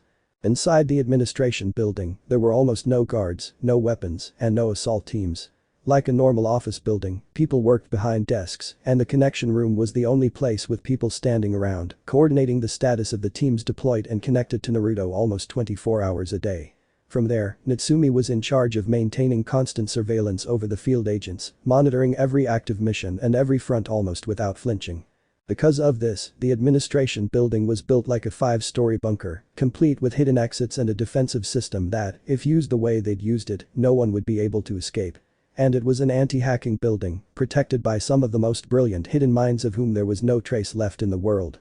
And a handful of villains wouldn't be able to get around that.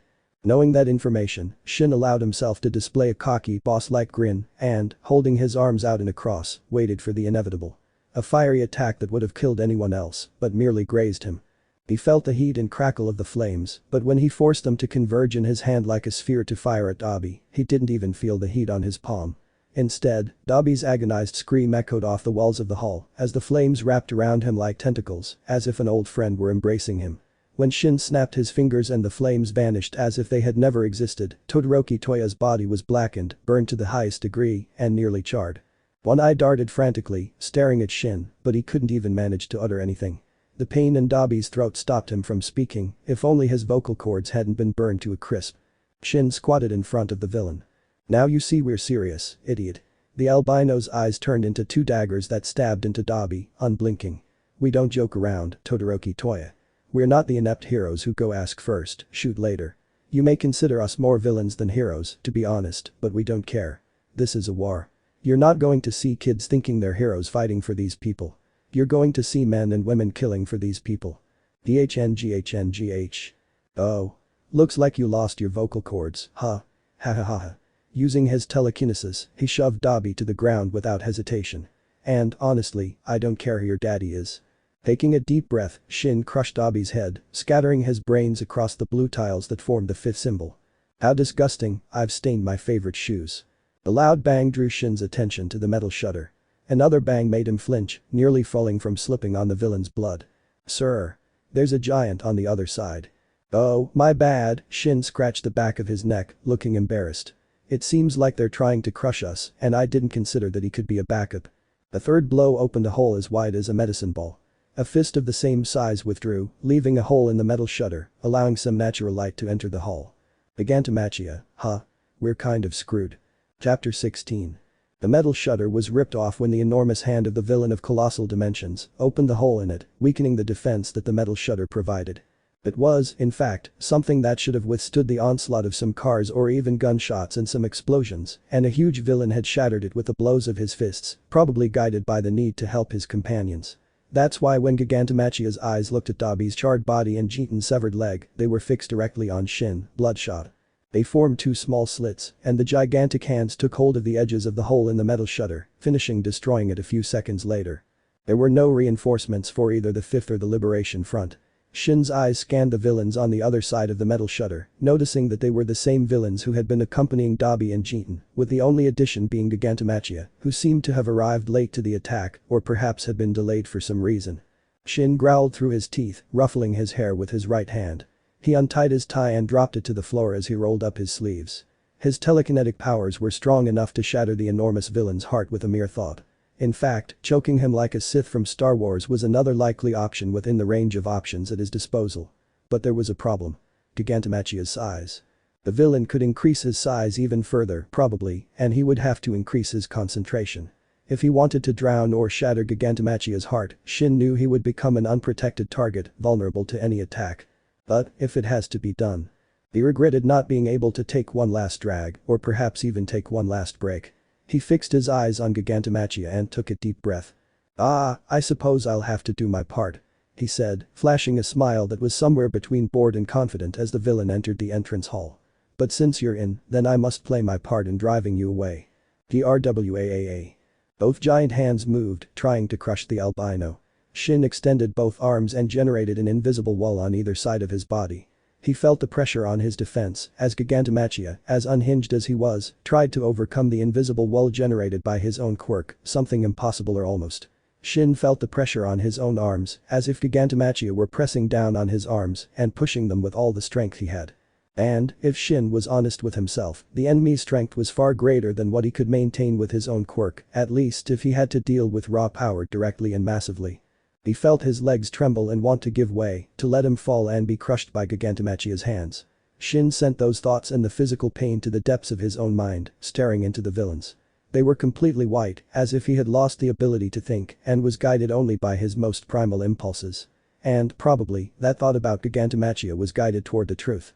Taking a deep breath, Shin swatted both of the giant's hands away, shoving them sideways.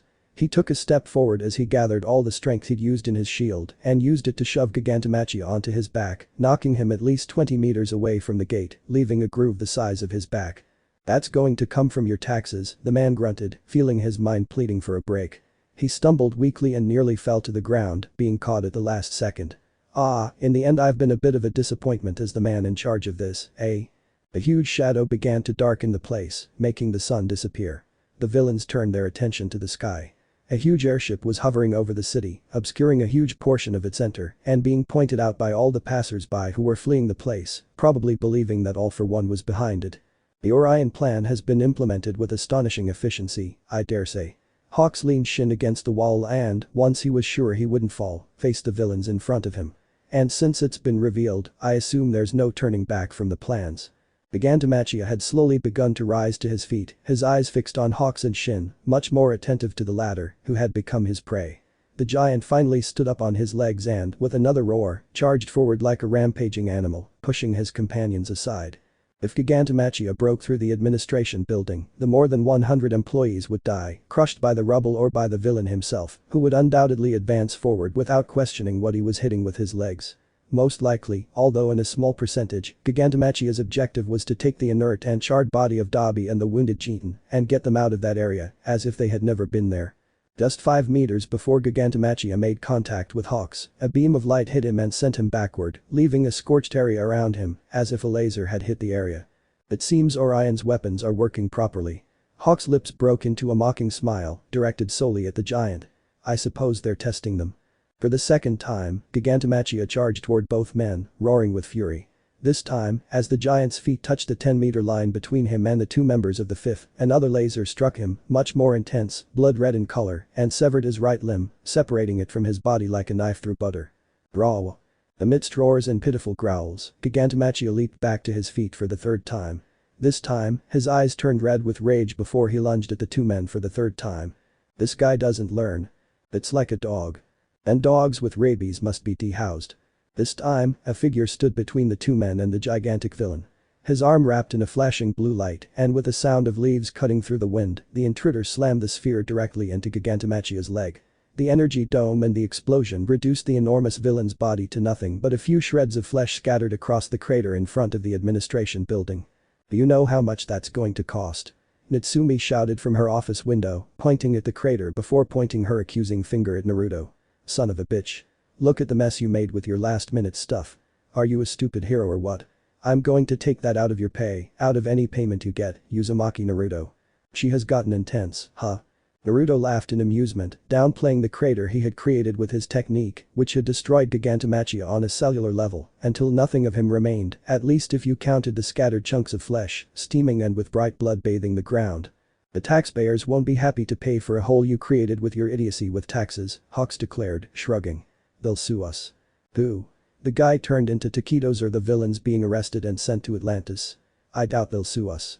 "And the civilians?" That's another story," Naruto shrugged. "I guess my pockets will be a little emptier after this rescue operation." The surviving villains were being held back by the fifth soldiers. Armed and uniformed men and women were seen placing anti-quirk cuffs that would prevent them from using their gifts, restricting their movements, and preventing them from escaping the situation. "Now that Orion is underway, we can leave this building and move directly to our mobile base," the blonde declared, looking toward the aircraft. Orion was the fifth's mobile base. An airship that moved throughout Japan, with at least 1,000 people maintaining the craft and another handful controlling it in the air. Inside Orion, which could be considered a flying city, were all the soldiers who served the new organization, living their lives inside the airship. Even their families were assigned a room house inside Orion for security, keeping those who had chosen to work for the fifth safe from extortion or danger. After 10 years of work, Orion had been deployed to Japan at full power, as demonstrated by severely wounding Gigantomachia and deploying soldiers across the conflict zone in just a few minutes, controlling and subduing the situation, thus sending the villains to the new prison without trial. Under martial law, all villains would be killed and/or detained without trial, imprisoned until their final days in Atlantis. I guess it's time to move the pieces. Chapter 17. Orion had all the amenities of a city, including leisure areas for the families of those who had agreed to work for the fifth within the enormous airship. Also, to ensure the education of the youngest children was not interrupted, a school had been set up for different levels, ranging from kindergarten to senior high school. This did not require parents to separate from their children, although it did require the partner of the person working for the fifth to abandon their life and work to be completely safe. The government, however, ensured that the pay for all workers was too substantial for them to refuse or create an impediment for them, making it one of the highest paying jobs in recent years, regardless of their position within the ship. Said ship, instead of being directed by people of flesh and blood, was controlled by an AI specifically programmed for the ship's controls, disconnected from any network outside of it, and without the possibility of obtaining any infection from the possible villains they were chasing. The DSI, Computer Security Department, had been in charge of keeping the AI outside any external network and launched sweeps every few seconds with the intention of detecting any attempted attack. This department was under the specific command of two people. The villain known as La Brava and Cyborg, partner and old friend of the current leader of the fifth. Both women had been in charge of keeping Orion in the sky, hidden from prying eyes until the moment when they had to show it to the world, and that moment had come. All for One's followers had received several blows against their actions. Several villains and lieutenants had fallen in the clashes with the fifth, leaving nothing but memories. Abi, Jean, and Gigantomachia had been eliminated in a single fleeting movement under the watchful eyes of civilians. Naruto was in charge of broadcasting everything via the internet, reaching the cell phones of everyone in Japan, even those hidden underground, to generate hope and fear in those who witnessed the villains' deaths. Fear for Tamura's men and All for One, and hope for everyone else. Currently, the members of the fifth had gathered in one of the various meeting rooms, leaving them unavailable for anyone else. But that didn't mean the streets were devoid of protection, though it had taken Naruto to meet with the 8 precepts of death, the best men in the Yakuza, as well as people who were exactly like Stain. Vigilantes at the service of the people. The blonde had taken it upon himself to assign the 8 precepts of death, Stain and Knuckledister and their companions, the task of protecting the streets at all costs while they met, as it was clear that the villains were preparing for one last battle. What All for One is looking for is One for All, which seems to be held by a teenager who attended UA. Itsumi relayed the information to her companions, putting the wielder of said quirk on screen. Midoriya Izuku, a young man with messy green hair and freckles on a hardened face, with dull forest green eyes.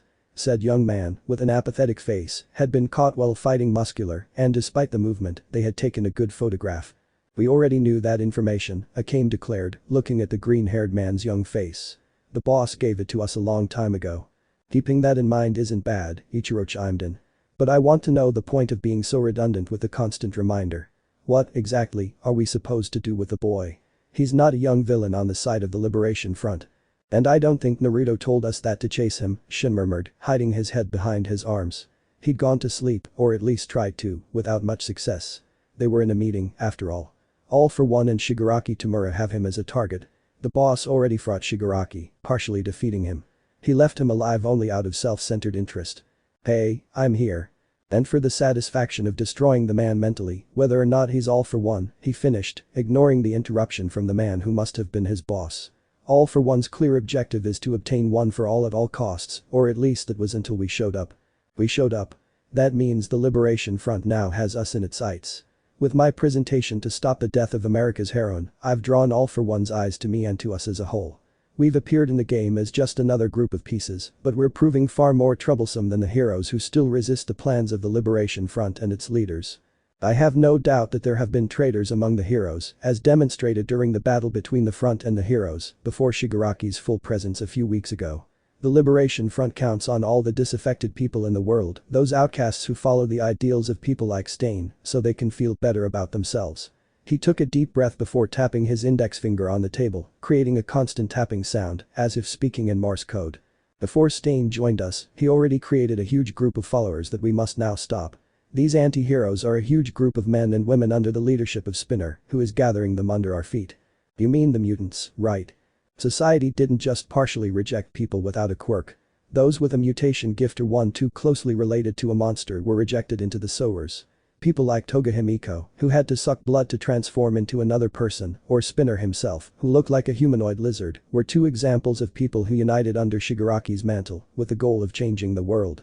And, although what society did to them was despicable, bringing innocent people to such a point, it wasn't something Naruto could allow, no matter how much he would love to get rid of hundreds of people. Yes, the rejected ones. Midoriya's image was replaced by the image of various people, all of them with a strange mutation, thanks to their gifts. They could end up being a huge problem for us if we don't stop them before war. I'd say, at a rough estimate, that there are more than 3,000 people, many more if we add up all those across the country. You want to start a confrontation against a huge group of people? Shin asked, looking surprised. If the numbers were accurate, they didn't have the proper troops to confront such a group. You've gone crazy. The tapping sound stopped.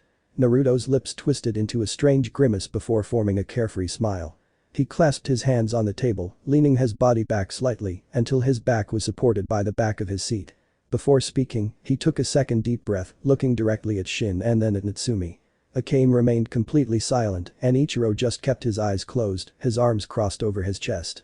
He didn't even seem to be paying attention to her words, but it was clear he wasn't sleeping. You could call it madness, but I didn't contact the 8 precepts of death just to have them patrol the streets, defending people.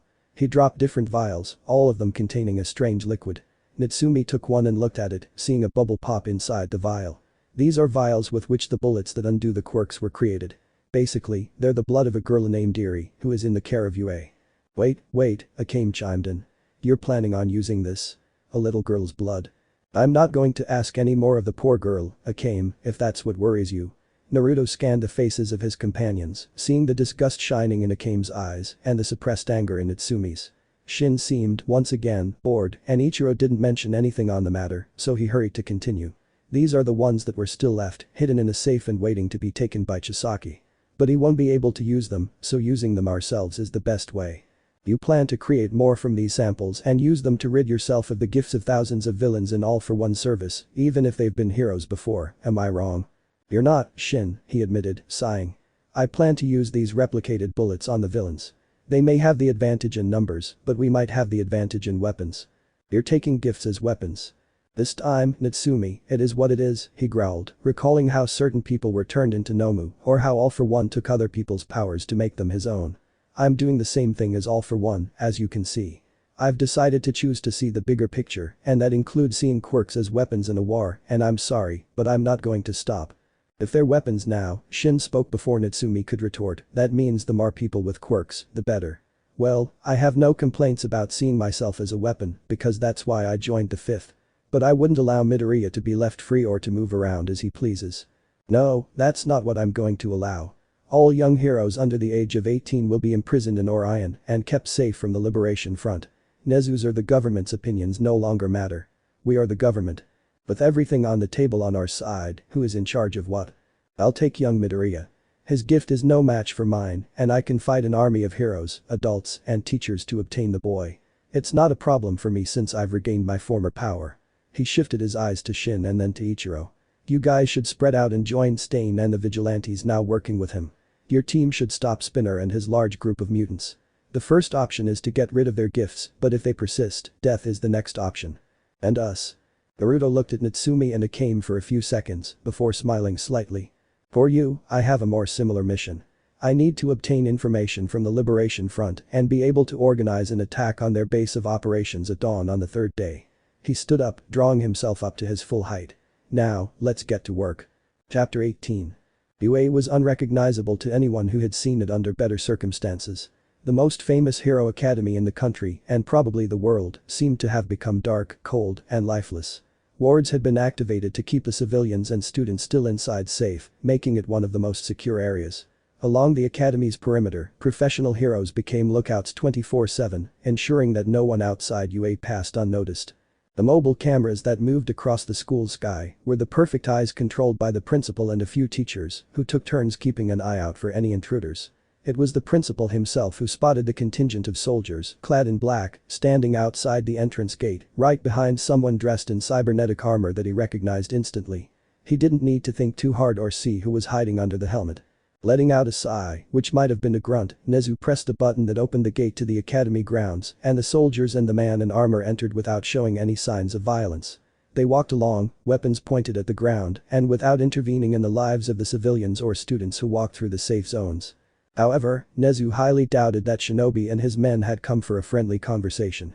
Uzumaki Naruto hadn't worn the armor he wore during conversation, and it had always been stained with the blood of his enemies. Had they come to arrest Aoyama, the traitor and all-for-one spy they had discovered? Or had they come to arrest them and subject them to their military dictatorship? No matter how much he wondered, Nezu couldn't get a clear answer, so he left the surveillance room accompanied by Snipe and Ectoplasm. Hound Dog would most likely join them to see what the guests he had so kindly allowed onto school grounds wanted. Nezu was already lamenting. Both groups soon gathered in front of the gates of the academy's main building. Nezu was flanked by the two UA teachers, but he wasn't unprotected. Several other teachers were positioned inside the building, watching, and several others were observing the area from their secluded positions. Shinobi, meanwhile, stood in front of Nezu, Snipe, and Ectoplasm, staring at the small animal who served as the academy's headmaster, his face hidden behind the helmet of his cybernetic report. The bluish light acted as eyes and was focused solely on Nezu, ignoring the teachers and other heroes on campus, as if the headmaster alone were the real problem. And, for Naruto, Nezu was the most dangerous person in UA. He could deal with the rest of the heroes if necessary, but the humanoid mammal had an intelligence comparable to that of fictional heroes like Peter Parker, Reed Richards, or Bruce Wayne, people with an IQ above 200, which already made them geniuses. And, if his data wasn't wrong, the director could even surpass said fictional people, which made him a real danger if he really wanted to. The two groups stared at each other for several seconds, a palpable tension in the air that could have been cut with a knife. Finally, after a long wait, it was Naruto who initiated the attempt at conversation by taking off his uniform's helmet. His golden hair shot out in different directions, as if from an explosion. Two sapphire blue eyes looked first at the hero Snipe and then at Ectoplasm, before scanning all the teachers watching and the civilians behind them, before looking solely at Nezu. He'd counted, not including the two heroes present, a total of 8 pairs of eyes watching them from some of the upper windows, probably discerning whether or not they should act to stop any fighting. Naruto wished he had them in front of him, right behind the little headmaster, to know who they were and what gifts they had. Information was powerful, and he could use it, especially in those circumstances. "I don't think you came here for tea, young Uzumaki." "No, not this time," the young man admitted, passing the helmet to one of his subordinates, who took it as quickly as possible, leaving the assault rifle hanging from its strap. "We've come on an urgent matter that concerns UA, the former #1 hero All Might, and you as director of this institution. Since we don't want to upset All Might, speaking with you would be the most advisable thing given your authority over the students." The principal frowned slightly, translating those words.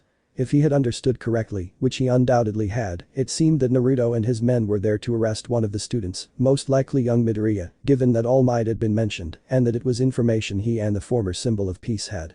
In fact, that was the only secret and the only information the two had managed. "Let me see if I understood correctly, young Uzumaki," he reviewed the words in his mind, ordering them before speaking. "You're looking for something related to UA, All Might and me. But it doesn't seem to be an object, a weapon, or some agreement with the hero agencies we work with. All Might's former agency closed a long time ago, and he's been a lone hero, without much contact with teammates." The more he spoke, the more certain he was that they were looking for Toshinori's pupil. "So, if that's correct, they're looking for a student from this school. Could it be young Midoriya, given the problems we're currently experiencing in the country?" He stared into those bottomless pits of eyes. Nezu was truly intelligent, and he'd figured out who they were after before even mentioning it. With that card out of his hand, Naruto could only nod at the attentive gaze of the teachers and pro-heroes and admit that he'd been defeated by a small rodent who happened to be an academy headmaster. It wasn't going to be information that would go on his file, nor was it something he'd willingly share. Ha ha ha ha. He ignored that mocking laugh and waited for the director to say the words he'd been waiting for. UA and Nezu willingly handing over a teenager. Naruto hadn't expected that to happen, not now, not with All for One on the horizon. That's why he was forced to accept the company of an assault squad, just in case things got too ugly. "Why do the Emperor and the Fifth want young Midoriya, if I may ask?" Nezu expected a congruent answer to the question, and Naruto was certain the headmaster wouldn't budge on anything but the truth. Still, he wasn't about to deceive the teachers, parents, and students of UA, just as he wasn't about to allow them to be blind to what was happening outside those walls. If his hunch was right, Nezu and All Might would be letting Midoriya and the students fight a war that wasn't theirs to wage. It was the generations of Endeavor, Nezu, and All Might who had planted the seeds for that conflict, and he wasn't about to allow others to perish trying to stop Shigaraki and All for One. Young Midoriya possesses one for all, the power Shigaraki and his people are so desperately seeking. He looked directly at the headmaster, not even blinking. "We've come to take the boy into custody and keep him away from All for One while we deal with this war, as well as to keep young people away from all conflict. Child Safety Decree number 37 prevents anyone under the age of 18 from fighting in a war, so it would be illegal for them to participate in this fight. Do you understand everything, Nezu-san? I've come to do what you, as adults, cannot." Are you urging me to stop a boy from fulfilling his destiny? Naruto raised one of his eyebrows before sneering. He'd heard the word fate used in a completely different context before and, like at that moment, he disagreed with the way people perceived destiny and how much it could be responsible for many of the things that happened throughout history. Midoriya didn't have a destiny to fulfill, only a burden inherited by his useless mentor. There is no destiny, Nezu, worse than death. But Midoriya does not have a destiny and fighting all for one or Shigaraki, as you intend by mentioning his destiny. Young Midoriya is to be removed from any current conflict and kept safe in Orion, by direct order of the 5th. Naruto's eyes scrutinized the UA director's face, waiting for his answer. He knew Nezu would refuse to hand the boy over, just as he knew it would cause a conflict between the heroes and the staff working for the government. But even though it was about to happen, and he had anticipated it, he wasn't going to stop it. He waited patiently for the small mammal's response, staring the director straight in the face. Nezu expressed nothing. There was no doubt, fear, or conflict in his small, round mouse eyes, resembling two small pants buttons. He could only see a darkness that seemed to want to swallow him up. Finally, Nezu cleared his throat and gave an appropriate response.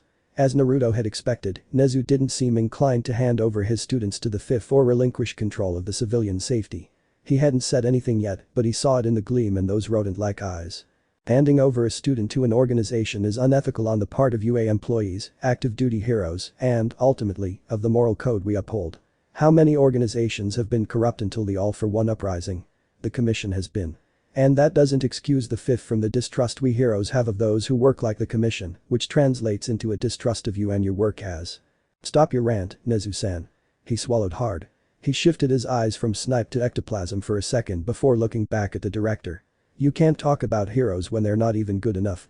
They haven't saved society, nor could they stop the Yakuza when they used a little girl for their sinful schemes. No, don't give me that ethical tale now, Nezu-san.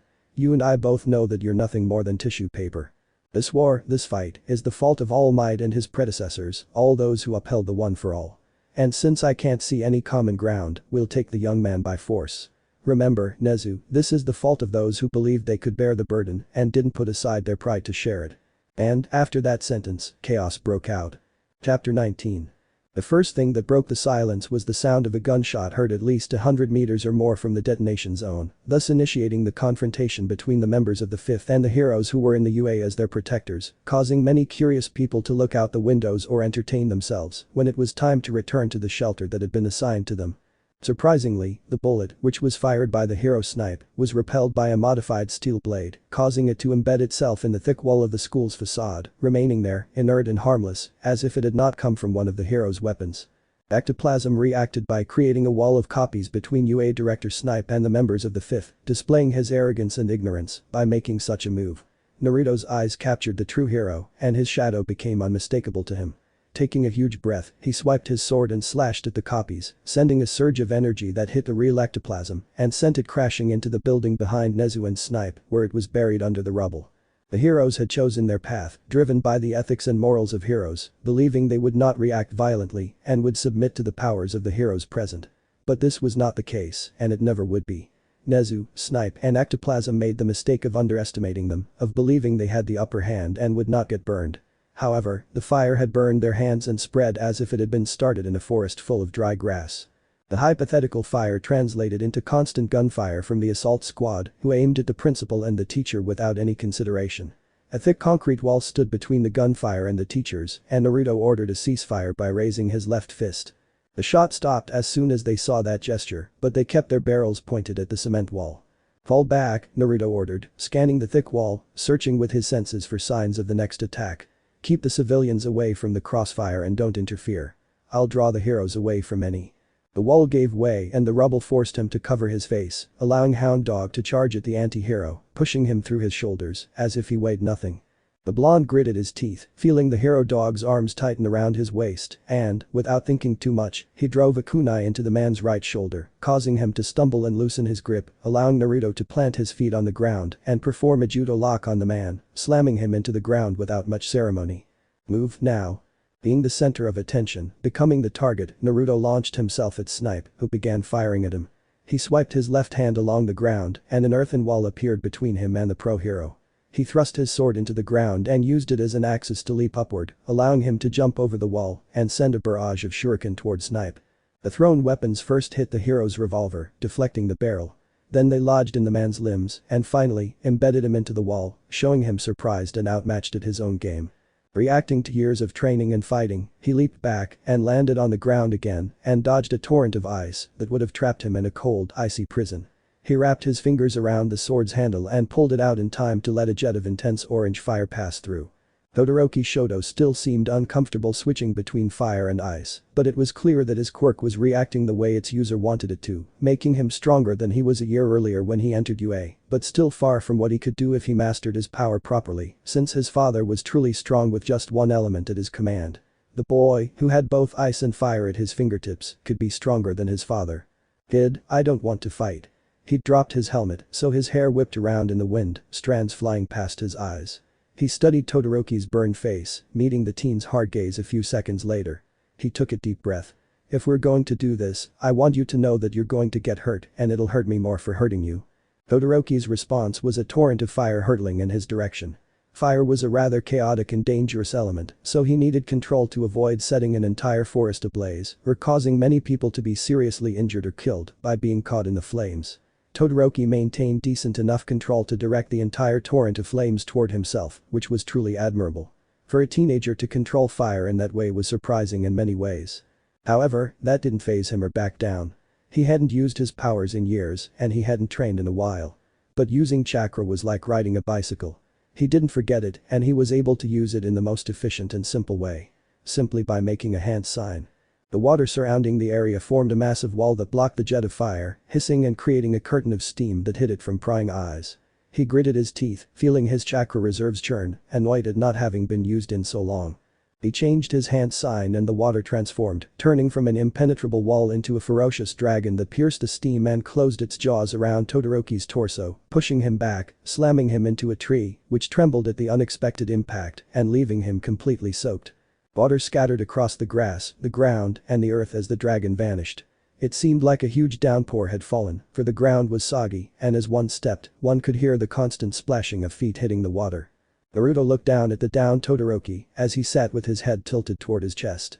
Drops of water fell from the tips of his locks, splashing onto his already soaked training clothes. Seeing Todoroki there made him react when some ribbons tried to trap him. He swung his sword vertically upwards, cutting the ribbon that used to trap him, and grabbed the second set with his left hand. He pulled it, attracting a dark-haired boy whom he punched directly in the face, knocking him onto his back, his nose shattered and unconscious. He was becoming the center of unwanted attention. He raised his head and looked at the students and pro-heroes surrounding him. He immediately recognized Midoriya Izuku among the spectators and pointed his sword at him. "Young Midoriya," he shouted. "You are under arrest by order of the 5th and the Japanese Provisional Government due to withholding information and being a priority target for All for One." Professionals and students pressed together, forming a wall of flesh and blood between him and the young Midoriya, who looked at him with his green eyes intensely. "I'm the only one who..." "You're not special, Midoriya. Having one for all just makes you just another hero, with nothing important beyond the importance All for One gives to your quirk. In fact, both quirks are actually quite normal, both All for One and One for All. So don't resist, kid, because I'll hurt you if you do. You're breaking the law." Aoi Momo's dark eyes pierced him like two ebony blades. "Wrong. I am the law. We don't plan on handing Midoriya-kun over." Ida Tenya showed an inflexible, hard face, with cold eyes ready to show his deepest emotions. "Yes, that's interesting. However, I don't care what a group of brats say about actions established for the good of the country. Much less when they're brats who won't fight in this war and will stay completely out of it. We will fight, bastard." Bakugo Katsuki growled through gritted teeth. "You're no one to give me orders. Will you stop barking, you stupid mutt? I'm the authority here and I happen to be the one." He shook his head. "Your pride and arrogant outlook on life, oh boy, you want to get arrested or killed, don't you?" Shinie. It was a split second, a mere blink of an eye. One moment Bakugo was charging at Naruto, and the next, the ash-haired teen was on the ground, his body covered in cuts from which blood trickled, soaking his clothes and dripping onto the floor, mixing with the water. "I'll be lenient." He placed the tip of his sword under the boy's chin, forcing him to raise his face. Blue and reddish eyes met. The former showed a cold serenity, while the latter displayed a jumble of emotions. "I'll let you live if young Midoriya surrenders." Slowly, his tone faded into a cold murmur that reached all the spectators. His blue eyes, now as cold as two pieces of steel, bore into Midoriya. "I will go with you." Chapter 20. Uzumaki, Naruto and Midoriya Izuku stared at each other, separated only by a thick glass that had been made to contain All Might himself, in case he had to subdue him, although Naruto was not inept. He knew that Midoriya was stronger than his predecessor following the one for all rule, which allowed one's power to be transferred to other people. But he also knew that Midoriya would not try to flee from Orion, knowing that his classmates were being monitored by the Fifth, with some teachers, Snipe, Hound Dog, Ectoplasm and Nezu, detained for obstruction, in addition to his classmate Bakugo, apart from being sent to the hospital, was in military custody, along with his classmate Todoroki. Both teenagers shared a room in Atlantis, away from the criminals, in the section for less dangerous prisoners and without too rigorous control, but always with guards posted at their doors. Within a couple of hours, there would likely be complaints from the parents of both teenagers, especially the hero Endeavor, who had probably already learned that his precious son was detained, restricted, and without access to his phone. The offer he had left on the principal's desk a few days ago had expired and a new deal was non-negotiable. The heroes, including Endeavor, had mostly refused to support the Fifth in the war against the Liberation Front and All for One, which caused them to be immediately removed from the conflict, although it hadn't yet been announced on the news. Naruto was sure Shin would make sure to mention that they had trapped the young UA students in an attempt to resist authority. Although, again, the young people didn't know what was best for them. Midoriya didn't have the world on his shoulders, and he wasn't the hope of the country or the entire world, no matter how much All Might had planted the wrong ideas in his head that pushed him to the point of fighting them.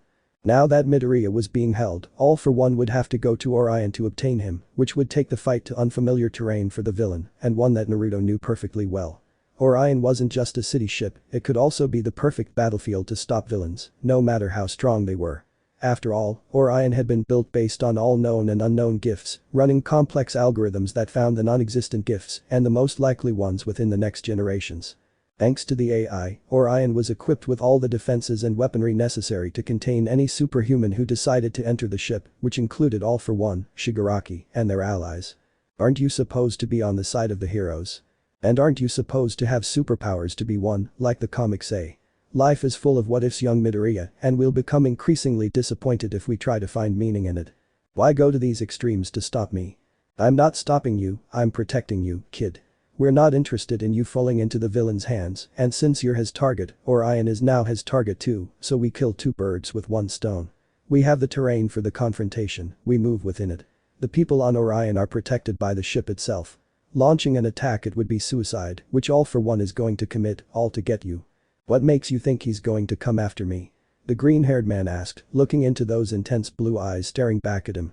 He could be launching attacks against other people, hurting them, killing them, and you're determined to keep me here. He could be using my loved ones to lure me out of hiding. You can try, yes. I won't deny that this is a move filled with faith and luck. But that luck and that faith are always driven by odds. What are the odds that All for One will attack you looking for your loved ones? Probably less than 25%, maybe much less. All for One isn't a fool, much less a fighter who lets his back fall. The Fifth is breathing down his neck, so we're the target to beat before chasing you. Forgive me for stealing your spotlight, Midoriya, but we love being the center of attention, having all the spotlights on us. Shin is probably giving his speech right now, clarifying the arrest of the professional heroes and some UA students, including you. Public opinion is a powerful factor in our sector, as well as a dangerous weapon we can use when necessary. I don't particularly like touting my successes for the sake of my own people, but in this circumstance, when a country is on the verge of collapse, I think it's necessary. It will be the people who support us who judge our actions. Do you think you're right? Killing so many people only makes you equal to All for One. Just like All for One? Naruto twisted his lips in disgust, not believing the young teenager's words. Being considered self-centered, selfish, and evil, when all he did was maintain balance and peace, was seen as an insult to him, an offense. He took a deep breath, calming his temper. I'm going to let those words of yours pass, Midoriya.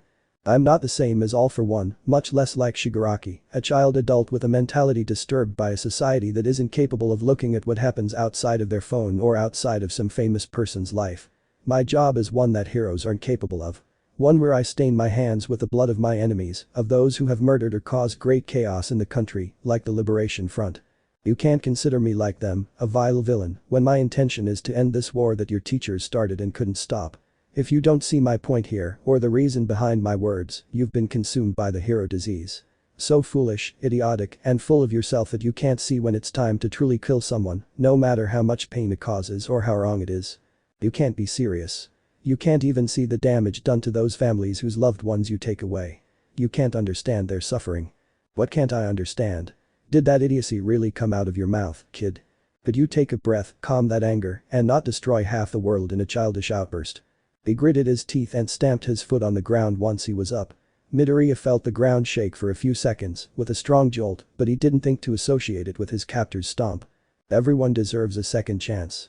I can't let Shigaraki die when it's our duty to save him from the monster we've turned him into. You won't see me and the fifth supporting you on that, Midoriya Izuku. Well, I can see the kindness in your words, I can't support them when they're tied to a monster like Shigaraki Tomura.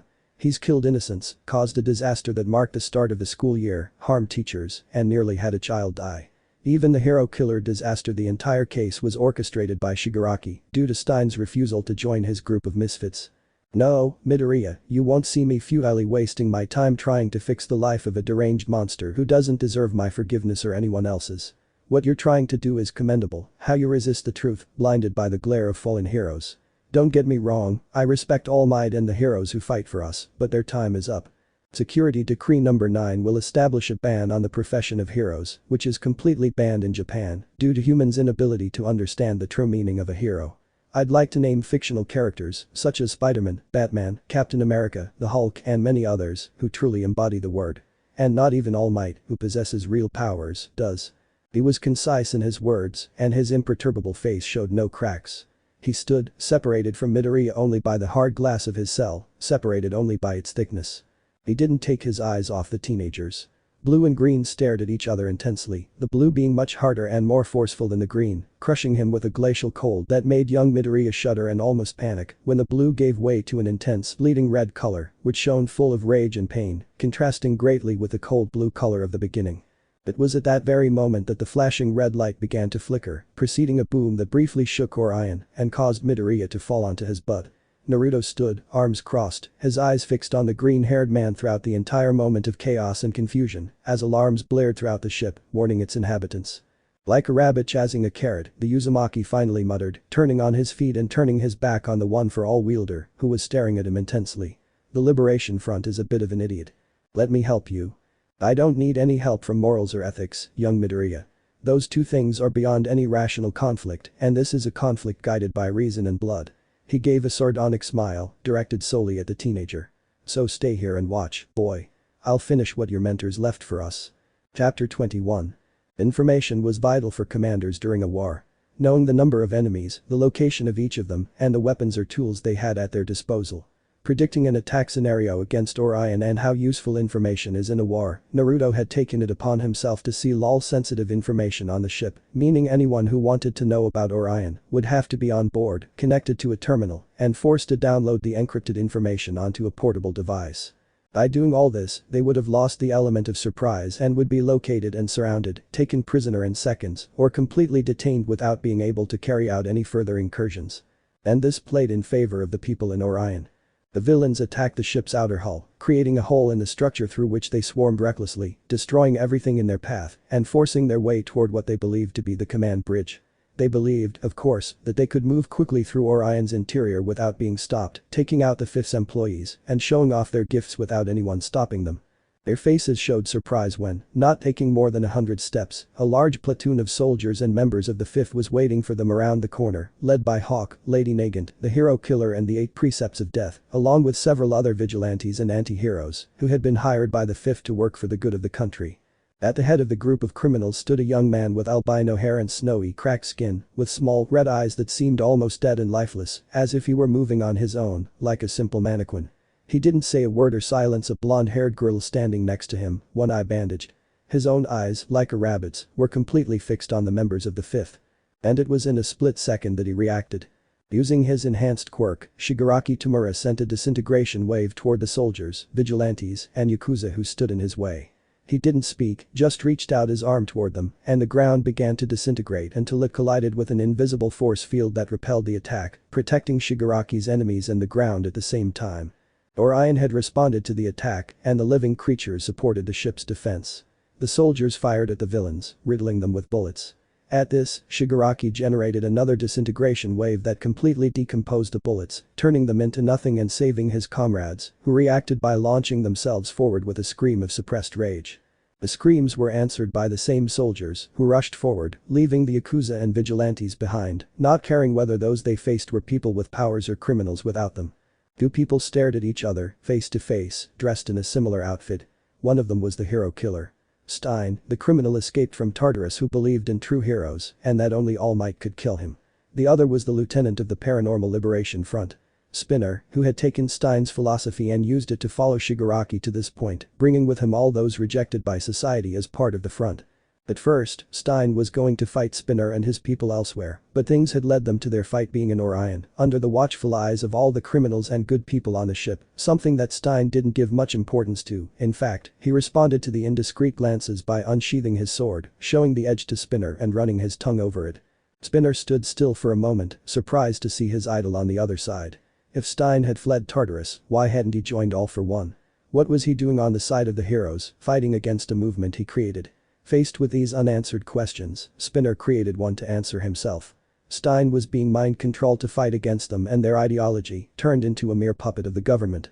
And he was going to free him. Despite having augmented his body with the gift of All for One, Spinner found Stein to be a formidable opponent, stopping his weapon with his small thin katana, which resisted the attack without any dissimulation, generating a metallic echo that disappeared under the sounds of constant battle. Using my philosophy to follow a madman. Stein leaped back, letting Spinner fall forward under his own weight. At the same time, he threw several knives that bounced off the humanoid reptile's tough scaly hide. "You should see what you've turned my image into, you stupid idiot." Spinner snarled, whipping his tail around in a sweep that sent several soldiers flying.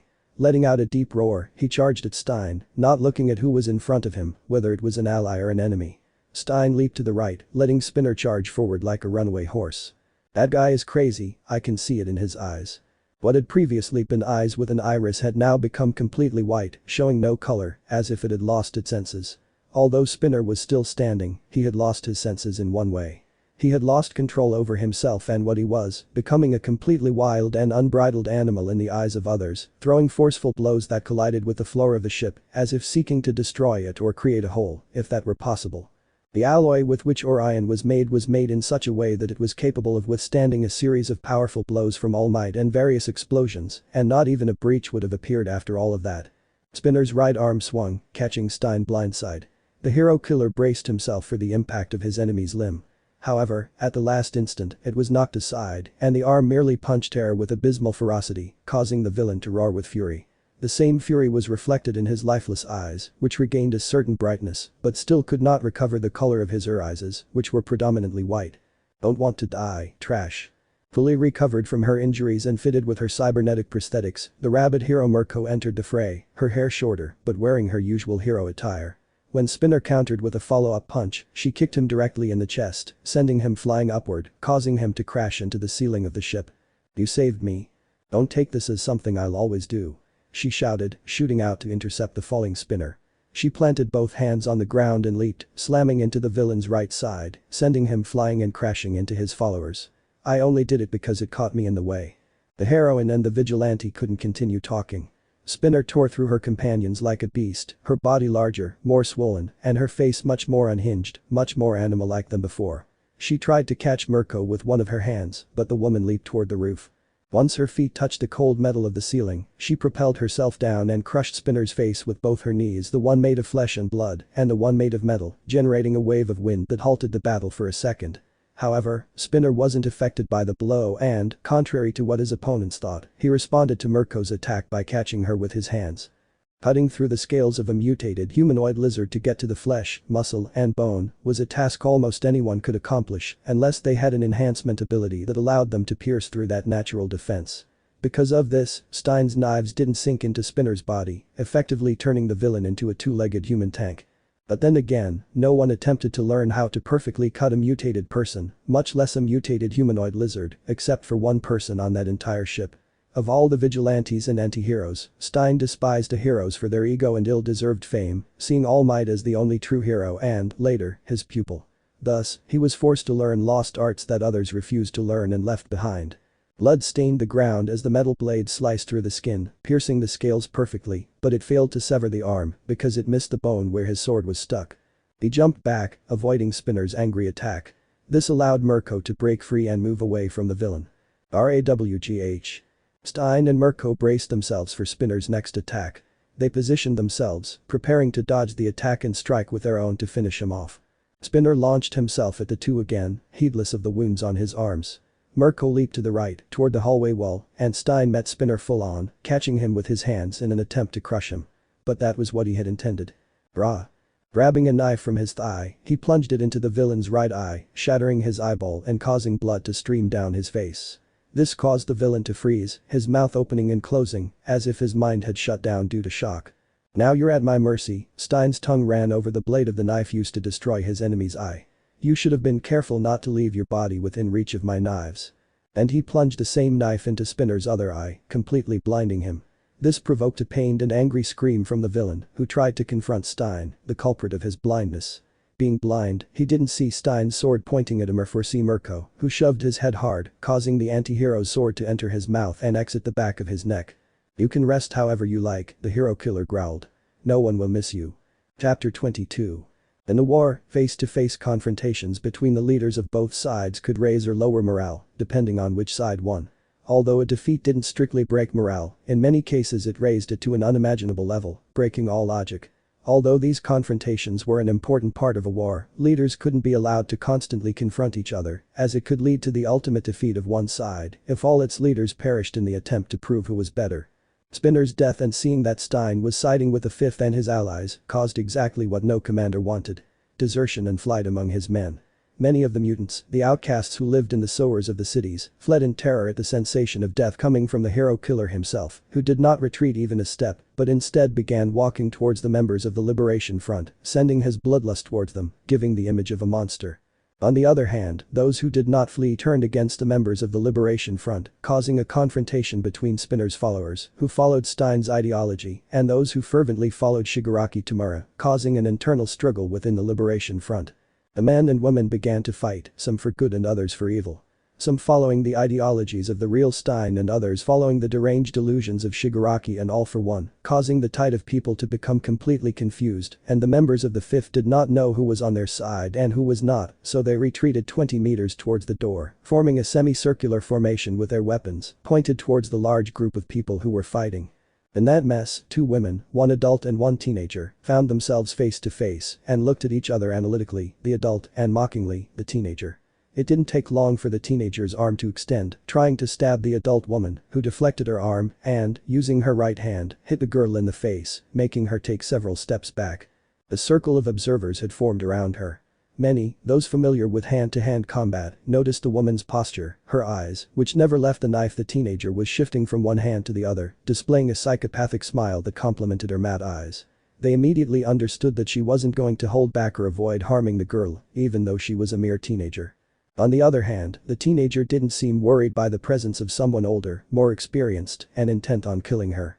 The latter seemed to fill her with happiness, like a child in front of a beautiful gift brought by Santa Claus, her eyes shining brightly, increasing the madness in her smile. Her fangs even more prominent, the girl's smile widened, making her look even more unhinged and lunatic, a fact intensified by the patch over her right eye, which gave her a certain air of a crazy, murderous woman, especially the latter aspect of her.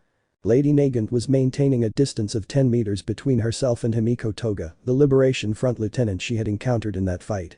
She was aware of the hundreds of pairs of eyes watching them and the importance of achieving victory over her enemy.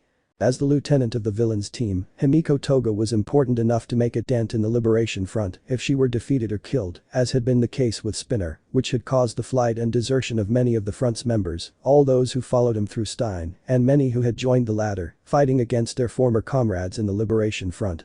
Defeating Himiko might not amount to much in her professional career or her own achievements, but if she did it right then and there, the Liberation Front's morale would be shattered, like glass struck by a hammer, shattering into hundreds of tiny pieces, and it could give them victory. But, unlike others, she wasn't fooled by Himiko's age or lack of experience. Over the years, many murdered men and women had been great fighters, great killers, and perished at the hands of less experienced and younger people, due to some carelessness or plot against them, that had ended with them dead. No, Lady Nagant wasn't going to leave everything to chance. She had already identified the vital points on Himiko's body, moving from one point to another, while remaining fixed in her position, not missing a single detail of her surroundings or what Himiko's hands were doing. It was a flash. One moment the knife was moving from Himiko Toga's right hand to her left, and the next second it was closing in on Lady Nagant's jugular vein, intent on piercing her neck directly and accurately. She reacted to Himiko's attack by rearing back, something the teenager had expected, driving her knee directly into her stomach. Sensing the movement, Lady Nagant used her own leg to block the knee and used her elbow to stop the arm. This position left a huge gap in the girl's defenses, so the blow to her chin knocked her onto her rear and disarmed her, the knife disappearing between the onlooker's legs. "Don't try to play me like a child, Himiko Toga," she growled, her pride hurt. "With those tactics, you won't be able to defeat me no matter how much you want to." "Haha. My intention is to kill you, not defeat you," she declared, standing up. "I want to taste your blood and see your eyes lose their sparkle." Several knives flew out. But Lady Nagant held her ground.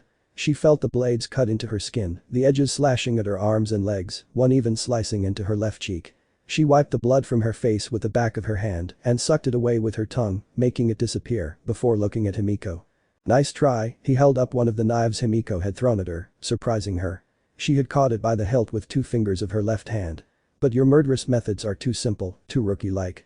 Do you want to see my blood drip from one of your knives, or do you want to drink my blood to transform yourself? No matter what you do, you can't replicate who I am perfectly." And he threw the knife. She did it with an arm movement that didn't go unnoticed by Himiko, but the girl couldn't dodge the weapon in time. She screamed as the knife pierced her knee, between her fibula and femur, shattering it completely. How had Lady Nagant been able to stab her so perfectly with a throw? It was a question the observers were asking, and one that Himiko herself tried to answer, only to be met with excruciating pain that made her fall, her injured leg stretched out, shifting her weight to the opposite leg. "Bastardia. You should choose your battles, girl." Lady Nagant stood before Himiko. Blood dripped from her cuts, which she paid no attention to. Maliciously, she gripped the hilt of the knife and swung it, earning a cry of pain from Himiko. "Why, you might meet someone who's going to kill you." And he pulled out the knife and plunged it into the girl's chest, without any consideration or repulsion, leaving it pinned there, Himiko Toga inert on the ground, her amber eyes open, showing a certain degree of terror, but at the same time demonstrating a certain passion. Himiko Toga loved death much more than life, she had demonstrated it when she enjoyed the blood of a sparrow when she was little. It was true that Himiko was repudiated, ostracized by society in a way, but the girl was beyond saving, like the rest of her companions. Those who formed the League of Villains and, later, the Liberation Front, were not people who could repent. There might be a second chance for some people, but not everyone would obtain the blessing of being able to live a second chance to redeem themselves. Many innocent lives had been lost, and blood was paid for with blood. It didn't take long for Himiko Toga's death to be noticed among the ranks of the Liberation Front. When Lady Nagant raised her head and fixed her eyes on the criminals, with Himiko's body at her feet and the knife buried in her chest, fear took over the minds and bodies of many of them, shattering their wills and pushing them to flee the same way they had entered. However, they encountered the tide of people advancing towards their enemies, becoming a tangle of bodies that was reached by the allies and soldiers of the Fifth, who jumped on their enemies, taking advantage of the second moment of chaos that spread through the criminals, winning over their hearts, which became wrapped in cold fear. And when someone ran away, they had already lost. Chapter 23.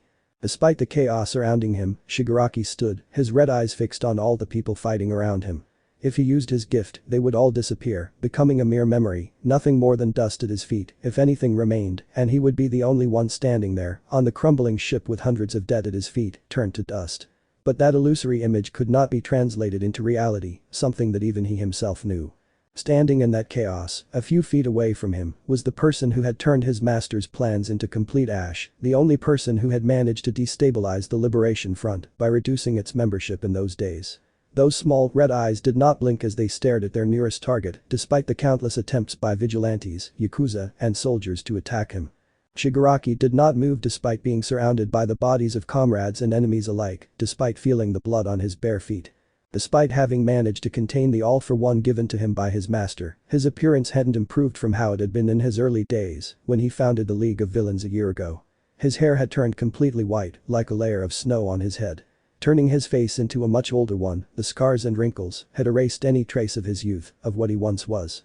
Given his gift, he never had a perfect face, but he had aged at an astonishing rate, gaining in the process a more muscular and athletic body, corresponding to his new physical powers, obtained from All for One. If you added all those characteristics together, he could be considered a vagrant. Only a pair of sagging pants covered his pale body, and he hadn't even considered the option of taking slippers for his feet, which were touching the warm, sticky blood that dyed the floral wine red. a color that stood out beneath the sea of bodies that were spreading across the ship. The sound of an explosion woke him up. Shigaraki drew back his arm, intending to extend it and send a wave of his power towards enemies and allies, decomposing them before their eyes. His face didn't contort or show any sign of emotion as the first combatants began to decompose. However, his eyes flared with anger as his quirk stopped in the next second, crashing into the invisible barrier that was halting the destruction of his quirk. Not content with that, Shigaraki thrust his second arm forward, sending his own quirk forward with more power, feeling it abruptly collide with the barrier without advancing even an inch more, and the ship seemed to have stopped suffering damage, even though his quirk was moving around him with him being the focus of the decomposition. You should stop wasting your energy on something as useless as using your quirk. Naruto's voice carried over the sounds of fighting and the screams of pain and death. Shigaraki's eyes narrowed into slits that oozed annoyance and discomfort, focusing those feelings on a single individual. We took measures to ensure that any registered quirk, and those with a high probability of appearing in the next few years, couldn't affect Orion. You could kill us if you had any sense, but even with a master, you're too stubborn to give in. Naruto effortlessly cut down two criminals, feeling the warm, sticky blood stain his shinobi armor, leaving it like a splattered metallic canvas, straight out of a horror movie or a violent combat scene. There may not have been a fight, as both men fell instantly, but there had been violence and death in just a few seconds. And the blonde didn't look back as he walked down the open hallway, as both allies and enemies realized what was happening. The two leaders were about to face each other, one-on-one, hand-to-hand, gift against gift. A disintegration wave hit the barrier that still separated the two men, and Naruto's lips twisted into a sneer. Shigaraki had attempted a sneak attack, hitting him with his quirk and disintegrating him in the blink of an eye. That would have ended his life probably, but not the war against the Liberation Front, a fact Naruto knew, but Shigaraki seemed to have ignored when he tried to kill him. It was a good try, he stretched out his arm, forming a pistol with his hand, but, as I said, you are stubborn to the point of complete destruction. Have you not understood, Orion? Or do you even understand my words, Korkoke? The explosion of flesh, muscle, and bone didn't seem to surprise Shigaraki Tamura, who remained standing despite having lost half his body in a split second, creating a grotesque image that would remain etched in the eyes and minds of many. Seconds later, the wound began to heal, and the arm regenerated back into its original state, reappearing a second after the wound closed. You can't kill me, the villain hissed, his red eyes showing like two small glowing spheres. At first glance, Naruto could compare Shigaraki to a grumpy, murderous rabbit, like a pain in his ass. I've already joined All for One, and Sensei has given me the power to. Although the glow of anger still remained in his eyes, Shigaraki couldn't prevent them from opening wide when his enemy's arm pierced him through the stomach, from side to side, appearing on the other side of his torso, almost touching his spine and damaging one of his lungs, the left one, which was destroyed and burst, flooding his respiratory system with blood, which he spat out when he coughed involuntarily. You're not immortal. Having regeneration, it just gives me a lot more fun and ideas to play with. Besides, I've killed an immortal before, one who stole hearts. Shigaraki tried to grab the arm Naruto had impaled on him. But a cloud of smoke completely covered his vision and prevented him from seeing the next move. So I've got experience taking down guys like you. A sea of fire crackled and roared straight at Shigaraki, enveloping him in a fiery blanket that made him grit his teeth, almost screaming. But he stopped, feeling his burned skin peel away and new skin appear thanks to accelerated regeneration. He looked at Naruto with his good eye as the other healed, but the blonde was already upon him. He felt pain hit his face as the vigilante's right knee connected with him, shattering his nose in the process, which mended itself in a single second, as if it had never been shattered, leaving only the blood on his skin. He tried to react, but Naruto was already several steps ahead. She swung her legs around his neck and began to punish him harshly, throwing punches against his face, destroying his skin and nose, staining his knuckles with blood, and then twisting her body backward and throwing him with the force of her legs against the ground, crashing him as if she had used some kind of whip. His back hit the ground and he felt his bones, he even heard it break upon impact, repairing themselves a few seconds later. But just as he was about to recover, the blonde's knee hit his ribcage and made him sink under the blow, noticing how his intestines seemed to burst like water balloons inside his body, coughing a huge amount of blood all over his enemy. Using his forearm, Naruto wiped the remnants of blood from his face, shaking his head. Some drops had gotten into his eyes, causing him to momentarily blind, allowing Shigaraki to cup his face in both hands. I'm not interested in men. To the villain's astonishment, Naruto removed All for One's pupil's hands from his face, showing him a mocking smile. Shigaraki had expected his quirk to disintegrate him, but like him, Naruto had greater regeneration. By the time the quirk had begun to disintegrate his cells, they were back on their feet, as good as new. The anti-hero took advantage of that moment of surprise. He smashed Shigaraki's head into the ground, turning it into a mass of flesh, bone, and brains that once again took the shape of the villain's face, only to be smashed again. No matter how many times you regenerate, I'm going to crush your head so many times that your regeneration gift won't be able to keep up, and he crushed it again. Like Vegeta against Super Buu. And he crushed her again. Immobilized as he was, Shigaraki could only feel his head being crushed, again and again, against the floor of the ship. His gifts didn't work. His mind, due to the blows, seemed to have disconnected, and none of the neurons seemed to want to connect again after each regeneration, making his mind almost always blank. When Naruto had already smashed Shigaraki's head about 100 times, he stopped, kneeling there, looking at him with his blood-red eyes, larger and more expressive than those of the young Tamura. But this, I'll bring your boss directly here, Shigaraki Tamura. The villain's small eyes observed a small sphere suspended on the anti-hero's index finger, spinning slightly. I'm going to make you disappear, and in desperation, it will attract your sensei's attention and make him come out of hiding. Just disappear, brat. And he pushed that sphere against Shigaraki Tamura's chest. Chapter 24. When the piercing scream filled the battle zone, everyone stopped. Soldiers, vigilantes, anti-heroes, heroes, yakuza, or members of the Liberation Front including their living lieutenants, all stopped and turned their heads toward the source of that anguished scream that chilled their blood, halting whatever they were doing. They witnessed, as many as they could, how, slowly, particle by particle, Shigaraki Tamura decomposed until he disappeared into tiny specks of what had once been his body. The members of the Liberation Front waited, all anxious, to see their leader return to life and stand up, killing his attacker. But seconds turned into minutes, and Shigaraki Tamura did not rise or return to life, but remained turned to dust, vanished. He had been killed by his enemy, and Naruto showed no remorse as he stared into the eyes of the Liberation Front members. They weren't blue. A bloody red with slitted pupils replaced that warm calm color, turning into a truly icy red that sent a sense of death through everyone looking at him, excluding his comrades. That tense moment was exploited by the members of the Fifth. The soldiers overpowered the criminals, wounding them and pinning them to the ground, placing quirk-suppressing handcuffs on them to prevent them from escaping. By the time the Liberation Front realized what was happening, more than two-thirds had deserted, were captured, or killed in the clash, leaving the remainder like stray rats trying to escape Orion despite the odds. However, all those criminals didn't matter. The shinobi's eyes shifted to a single point where a distortion had appeared tearing through space. All for One, wearing his usual dark suit and a disfigured face, appeared before his enemies with a huge arrogant smile, hiding any fear he felt. The two most powerful beings in Japan stared at each other, though their perception of each other's strength was completely different than previously thought. For Naruto, the shinobi, All for One wasn't one of the two most powerful beings in the country, as both figures were him and his eternal companion, though it was an unnecessary detail for the rest of the world to know. They stared at each other for several seconds. All for One's eyes scanned his enemy's body, searching for a way to confront him directly. He flexed the fingers of his right hand, ready to take his enemy's quirk. Once he was rid of it, Naruto would simply be an ordinary person. On the other hand, Naruto stood there, silently staring at All for One, showing no fear or negative feelings toward the villain. He didn't even seem to want to acknowledge All for One as someone extremely dangerous, at least not to him. The two adversaries kept their distance for the next few minutes, silently. The clashes could still be heard, and All for One could see, behind Shinobi, members of the Fifth arresting members of the Liberation Front, followers of his deceased pupil. Another might let anger consume them, but not All for One, who remained completely silent, expectant, waiting for his enemy's move. Neither wanted to be the first to attack and waited for the other to launch their move. Naruto was very patient. All for One, not so much. Finally, the villain was the one who attacked the blonde directly, sending out an energy blast that would kill anyone it hit. Without even breaking a sweat, Naruto blocked the attack and absorbed it, using his Kurama form to disperse the energy and make it disappear without harming anyone. Oh. That's an unusual power. The air grew sharp around All for One's right arm. At the villain's attention, the limb was cut into tiny pieces of flesh and bone that fell at its owner's feet, staining the bottom of his pants with blood. The arm appeared again completely regenerated, with traces of blood dripping to the ground. I'll admit that's an interesting quirk, kid. I'm going to add it to my collection once I get my hands on you.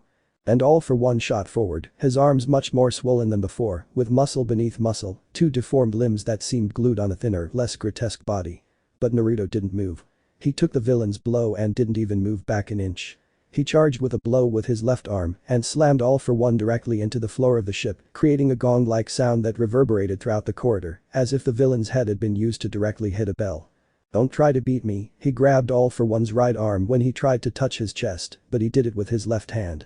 Now your power is. The words died in All For One's throat as if they had never existed.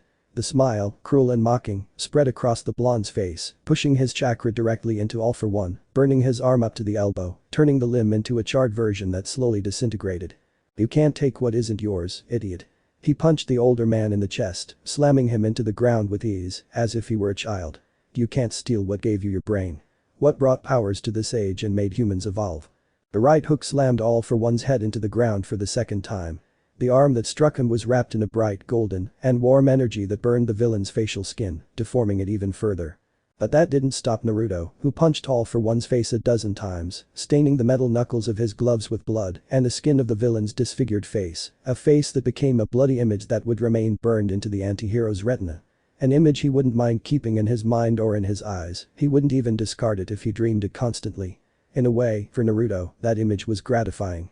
The face of the greatest villain, of the man who turned an entire country into a desolate wasteland of death, lying there, taking his blows. If you think you're going to stop me with a few simple blows, you don't understand my reach, brat. No, the one who doesn't understand anything is you little walking piece of shit. We aren't normal, nor do we possess a power you can steal from us no matter how hard you try. This is how you're going to die. A hazy layer of energy began to envelop Naruto's hands, passing from his limbs to All For One's body, who began to hiss slowly until he screamed in a painful and heartbreaking way. Before the eyes of all the spectators, the villain's body turned to ash before returning to its normal state, completely regenerated. That destruction, cell by cell, was used another 100 times. All For One regenerated each time, feeling like his body was being crushed simultaneously by an invisible force. Each time he regenerated, he felt his energy drop sharply, and it was difficult for him to return to his normal form. He regenerated at the same time, feeling the regeneration much slower, more painful, until he could no longer feel his own body. Naruto placed his hand on All For One's chest and looked directly into his deformed face, showing a bloody smile that froze All For One's blood.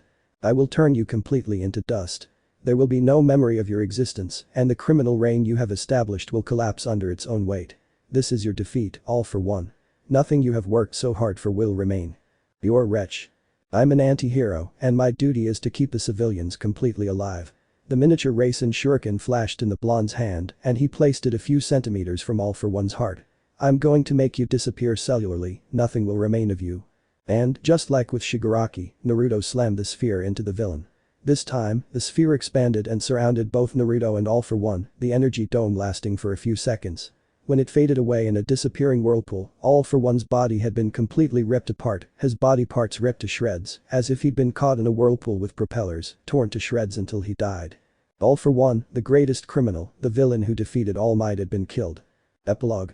After the war that ravaged Japan, pitting heroes and villains against each other, the eastern country managed to rebuild what false heroes and villains had destroyed. Civilians trust in a government that would protect them, no matter the cost. The measure that became known as the Fifth gave way to a government led by men and women with strong beliefs, without gifts, but with justice and well-being always on their minds, economic and social growth as the path they would walk forward. As these men and women, 20 years later, took over from the men and women who worked with the Fifth, many of those who became known as the veterans held a certain degree of power within the new government and were willing to bend the laws in the face of injustice. Never, not even the infants of that time, forgot what the emperor and his allies did for the country, what many good people were forced to do in order to have a future as a country. Many stopped being good and became clear-minded survivors, guided by the Fifth's propaganda about the well-being of the people. This left thousands dead on both sides, and hundreds of prisoners and convicts sent to the depths of an underwater prison to be forgotten. They would never get out, and their families would have no way of making a claim, as they would have to face all those harmed during the war. After 20 years, the wounds finally began to heal, albeit slowly. Those who were called heroes were still viewed with a certain disdain and contempt. Some people even spat at the feet of the hero they met, giving him disdainful, annoyed, and mocking looks. Where had most of them been? Why was there a war when villains could have been stopped in the first place? The laws, too weak and lax, were replaced, spearheaded by the Superhero Registration Act, where every person with powers was registered, monitored, and branded for life. Their private lives no longer mattered unless they worked for the state, and being a symbol of peace or number one hero didn't exempt you from being branded and registered. It was a measure put in place by those who suffered, supported by tens of thousands of wounded people. If someone had a gift, it was recorded, so they couldn't commit crimes with total impunity, and everything wouldn't be entrusted to heroes, since the police were placed above the agencies. Before the war, the heroes were the highest authority in Japan, above the police. After the war and the Fifth's active struggle against the Liberation Front, the police put leashes around the necks of all the heroes and kept control of them like mere dogs. A sad thing, but it was what the heroes and villains sought after the bloody war. Now, 20 years later, the country was prospering again, and the young vigilantes and teenage heroes were trying to repair the relationship with civilians that had been damaged by the ineptitude of their predecessors. Ad. A young woman with platinum hair fell directly against a table, crushing it. Everything scattered, flying through the air, and reddish eyes shone mischievously. "You could be a little more careful, honey." The woman's voice, deep and controlled, reached the ears of the only man. He sat up in his lounge chair and took off his sunglasses, revealing bright blue eyes that were joyful and amused by the mother-daughter scene he was witnessing. "What happened now?" he said, putting aside his sunglasses. He was a rather handsome man, well into his 40s, with an athletic build, scars on his torso, and messy hair like an explosion of golden strands. "I hope you didn't hit anyone again too hard." "She just kicked him too hard," the woman declared. She was shorter than the man, with white hair that contrasted with her darker skin, and red eyes that seemed amused and mischievous, like the teenage girl's. She hit the thief directly with a kick and slammed him into a car. The man whistled and laughed at the sight, but the woman jabbed him in the ribs with her elbow, earning a HMPF from him. "Ow. That hurts, woman. Stop supporting your daughter's behavior, Uzumaki Naruto. It's not proper for a father." Naruto was now a more adult version of his 25-year-old self, with a stern face and a beard that hid his scarred cheeks and closed perfectly over his chin. If anyone looked at him twice, they'd think he was a star, and while his career as a shinobi and his work with the Fifth were hidden from most, as were other government jobs, he was a star. He was currently a writer, director, and actor in films and series, as well as a member of the writing team for a major video game series. "Women are worse than me." The Kyuubi's lazy voice echoed in the man's mind, but he dismissed it with a smile and planted a kiss on the tanned woman's lips, earning a moan from the teenager as she witnessed her parents' love. "Ugh. Can you please leave that for when you're alone? How disgusting." "You won't be saying that when you grow up, miss," her father declared, mocking his daughter's frown. "I just hope I don't have to scare off your followers." "Dad. Let her be, darling," Rumi whispered, planting a second kiss on her husband's lips. "She'll figure things out in due time. Don't pressure her. If it's up to her, she'll kick everyone." "Dad. Shiro." Naruto twisted his lips into a mocking sneer and stuck his tongue out at his own daughter, causing Shiro to frown at her father's gestures, who didn't seem too kind to her these days. In fact, he was much more mocking. But that was her father when he wasn't working or being the writer and director he was. It was a much more pleasant life, without anything related to death or blood. For Naruto and Rumi, formerly known as the Rabbit Hero Mirko, spending time with their daughter was much better, and thanks to Naruto's work, she stepped back from the hero life and focused on herself, along with her husband and daughter. The life of the Uzumaki family consisted of traveling to each country where Naruto worked and enjoying life as the days slowly passed one by one. And it was certainly a better fate than Tartarus. Author's note. This is the last chapter.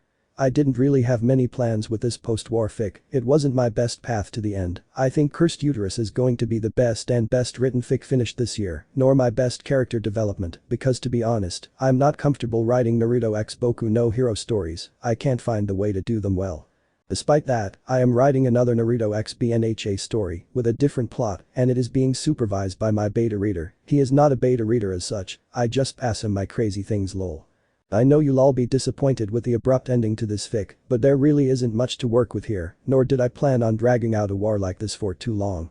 Anyway, I thank every reader who reaches these words and I apologize, as I haven't been able to handle this fic the way I would have liked, all my fault and the overload I'm carrying, and I'll see you in future fics, especially those where I'll bring their final chapters to a close this year, namely Uzumaki and Anbu.